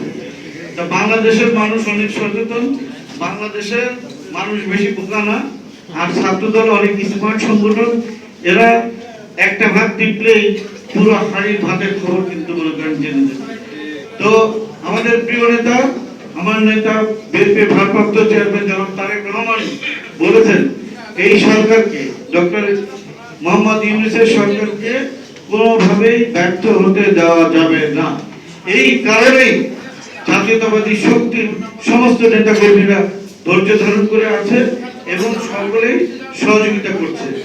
কিন্তু আমাদের নেতা যদি পরবর্তীতে যদি কোনো ডাক যদি দেয় এবং যদি ধৈর্যের যদি বাঁধ যদি ভেঙে যদি যায় এবং সরকার যদি অতি দ্রুত নির্বাচনের ব্যবস্থা যদি না করে যদি কাল কখনো যদি চেষ্টা করে, তবে তাহলে আমাদের নেতা যে এই ডাক দেবেন সেই ডাকে সাড়া দিয়ে সারা বাংলাদেশের মানুষ রাজপথে চলে আসবে ইনশাআল্লাহ। এবং আপনাদেরকে মনে রাখতে হবে, গণতান্ত্রিক অধিকারের একমাত্র পন্থা হচ্ছে যে আপনার ভোটের মাধ্যমেই আপনাকে আপনার মতামত প্রকাশের, আপনার যারা এই যে আন্দোলনকারী ছাত্র থেকে শুরু করে আমরা যারা আছি, অনেকে আছে যে বয়স 30 পার হয়ে গেছে কিন্তু এখন পর্যন্ত তার নিজের যে ভোটাধিকার সেই ভোটাধিকার প্রয়োগ করার সুযোগ পায়নি। এই কারণে সবাই আপনার ভোট দেওয়ার জন্য উন্মুখ হয়ে আছে। আমরাও কিন্তু এই ফ্যাসিবাদ বিরোধী আন্দোলনে প্রবাসী থেকে আমরাও কিন্তু আন্দোলন করেছি। আমরা ট্রাফিক্যাল স্কোয়ার থেকে ব্রিটিশ পার্লামেন্ট পর্যন্ত 7,000-এর উপরে আপনার লোকজন নিয়ে আমরা কিন্তু জনসমাবেশ র্যালি করেছি। আপনারা আমার ফেসবুক দেখলে আপনারা জানতে পারবেন, দেখতে পারবেন। এই আন্দোলন সারা বাংলাদেশের মানুষের, এই আন্দোলন সারা বিশ্বের, বাংলাদেশের দেশে এবং বিদেশে যারা ছিল সকলের সম্মিলিত প্রয়াস হচ্ছে এই ফ্যাসিবাদী সরকারের বিজয়। তো আমরা চাই যে ভোট এবং ভোটের ব্যবস্থা করা, গণতান্ত্রিক পন্থার ভিতরে আমরা একটি সুষ্ঠু স্বাভাবিক একটি পরিবেশ ফিরে আসুক এই প্রত্যাশা করি। আমরা ভোটের মাধ্যমে, আপনারা জানেন যে সংস্কারের কথা বলে নির্বাচনের যে কাল বিলম্ব করা, এটা জনগণ ভালো চোখে দেখছে না। আপনারা সংস্কার করেন, নির্বাচন কেন্দ্রিক সংস্কার করেন। আপনারা সংস্কার করেন কিভাবে সাধারণ মানুষ যারা ভোটার হয়েছে, সারা বাংলাদেশের মানুষ যাতে ভোট দিতে পারে সেই করেন। আর অন্যান্য যে কাজগুলো আছে আপনারা একটি রোড ম্যাপ করে সেই অনুযায়ী আপনারা শুরুটা করেন। কারণ সংস্কার তো একটি প্রক্রিয়া, আপনার চলমান প্রক্রিয়া। এই চলমান প্রক্রিয়া কথা বলে আপনারা কালক্ষেপণ করবেন না। নির্বাচনের একটি সুনির্দিষ্ট তারিখ দিয়ে আপনারা নির্বাচন এই ভোটের ব্যবস্থা করবেন। এবং আমাদের নেত্রী, আমাদের মা চিকিৎসার জন্য আগামীকাল আপনার লন্ডনের উদ্দেশ্যে যাত্রা করছেন।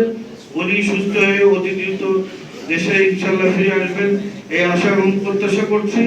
এবং আমাদের প্রাণপ্রিয় নেতা, বিএনপি ভারপ্রাপ্ত চেয়ারম্যান দেশ নায়ক জনাব তারেক রহমানও আগামী দিনে খুব অতি দ্রুত বাংলাদেশে এসে বাংলাদেশের নেতৃত্ব দেবেন, বাংলাদেশের জনগণের পাশে এসে দাঁড়াবেন বলে আশা এবং প্রত্যাশা করে।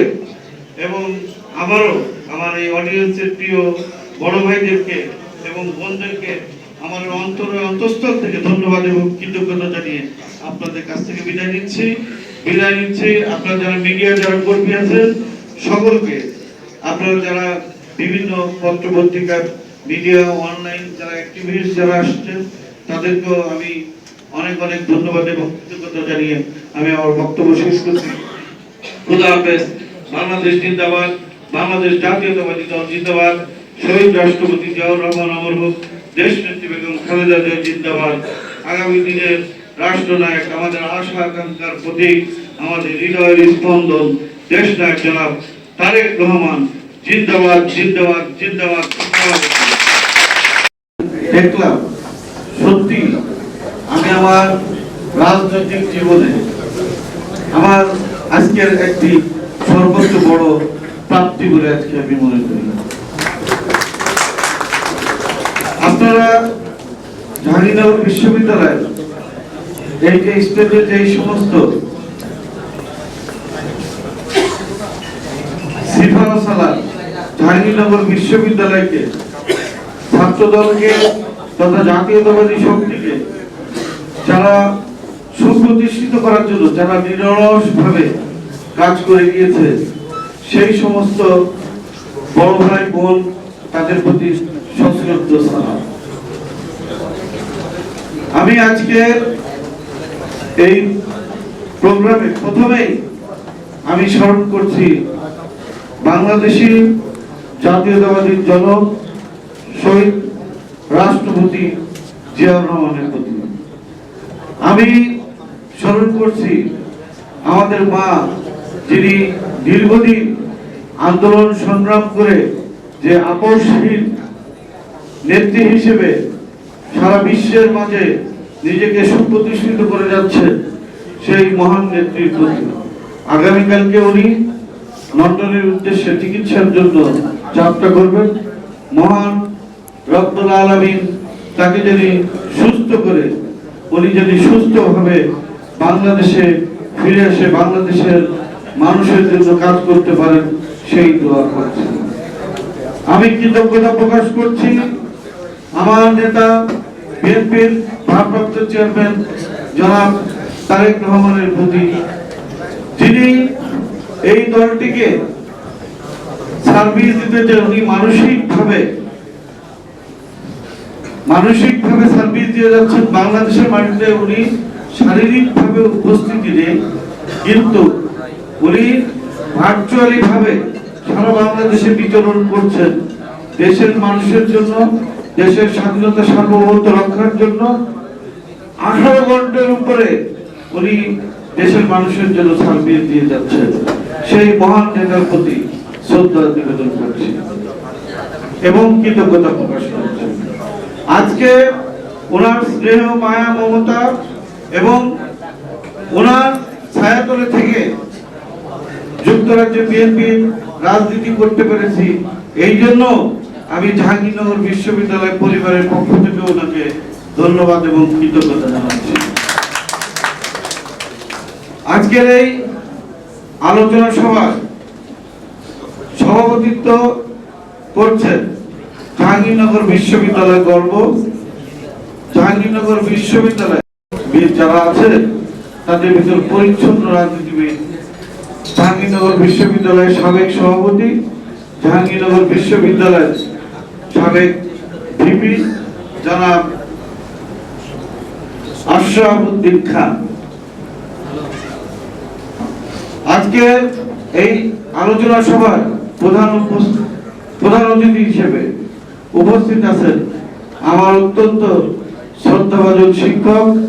আপনারা জানেন বাংলাদেশি জাতীয়তাবাদের উপরে যে কজন গবেষক যারা আছেন, শহীদ রাষ্ট্রপতি জিয়াউর রহমানকে নিয়ে যারা লেখালেখি যারা করেন, সেই সমস্ত লেখক যারা আছেন, সর্বাধিক যেই ব্যক্তিটির প্রকাশনা আছেন তিনি হচ্ছেন আমাদের জাহাঙ্গীরনগর বিশ্ববিদ্যালয়ের সরকার ও রাজনীতি বিভাগের অধ্যাপক, জাহাঙ্গীরনগর বিশ্ববিদ্যালয় সরকার ও রাজনীতি বিভাগের সাবেক সভাপতি, পটুয়াখালী বিজ্ঞান ও প্রযুক্তি বিশ্ববিদ্যালয়ের সাবেক উপাচার্য অধ্যাপক আব্দুল লতিফ মাসুম স্যারকে অশেষ ধন্যবাদ এবং কৃতজ্ঞতা।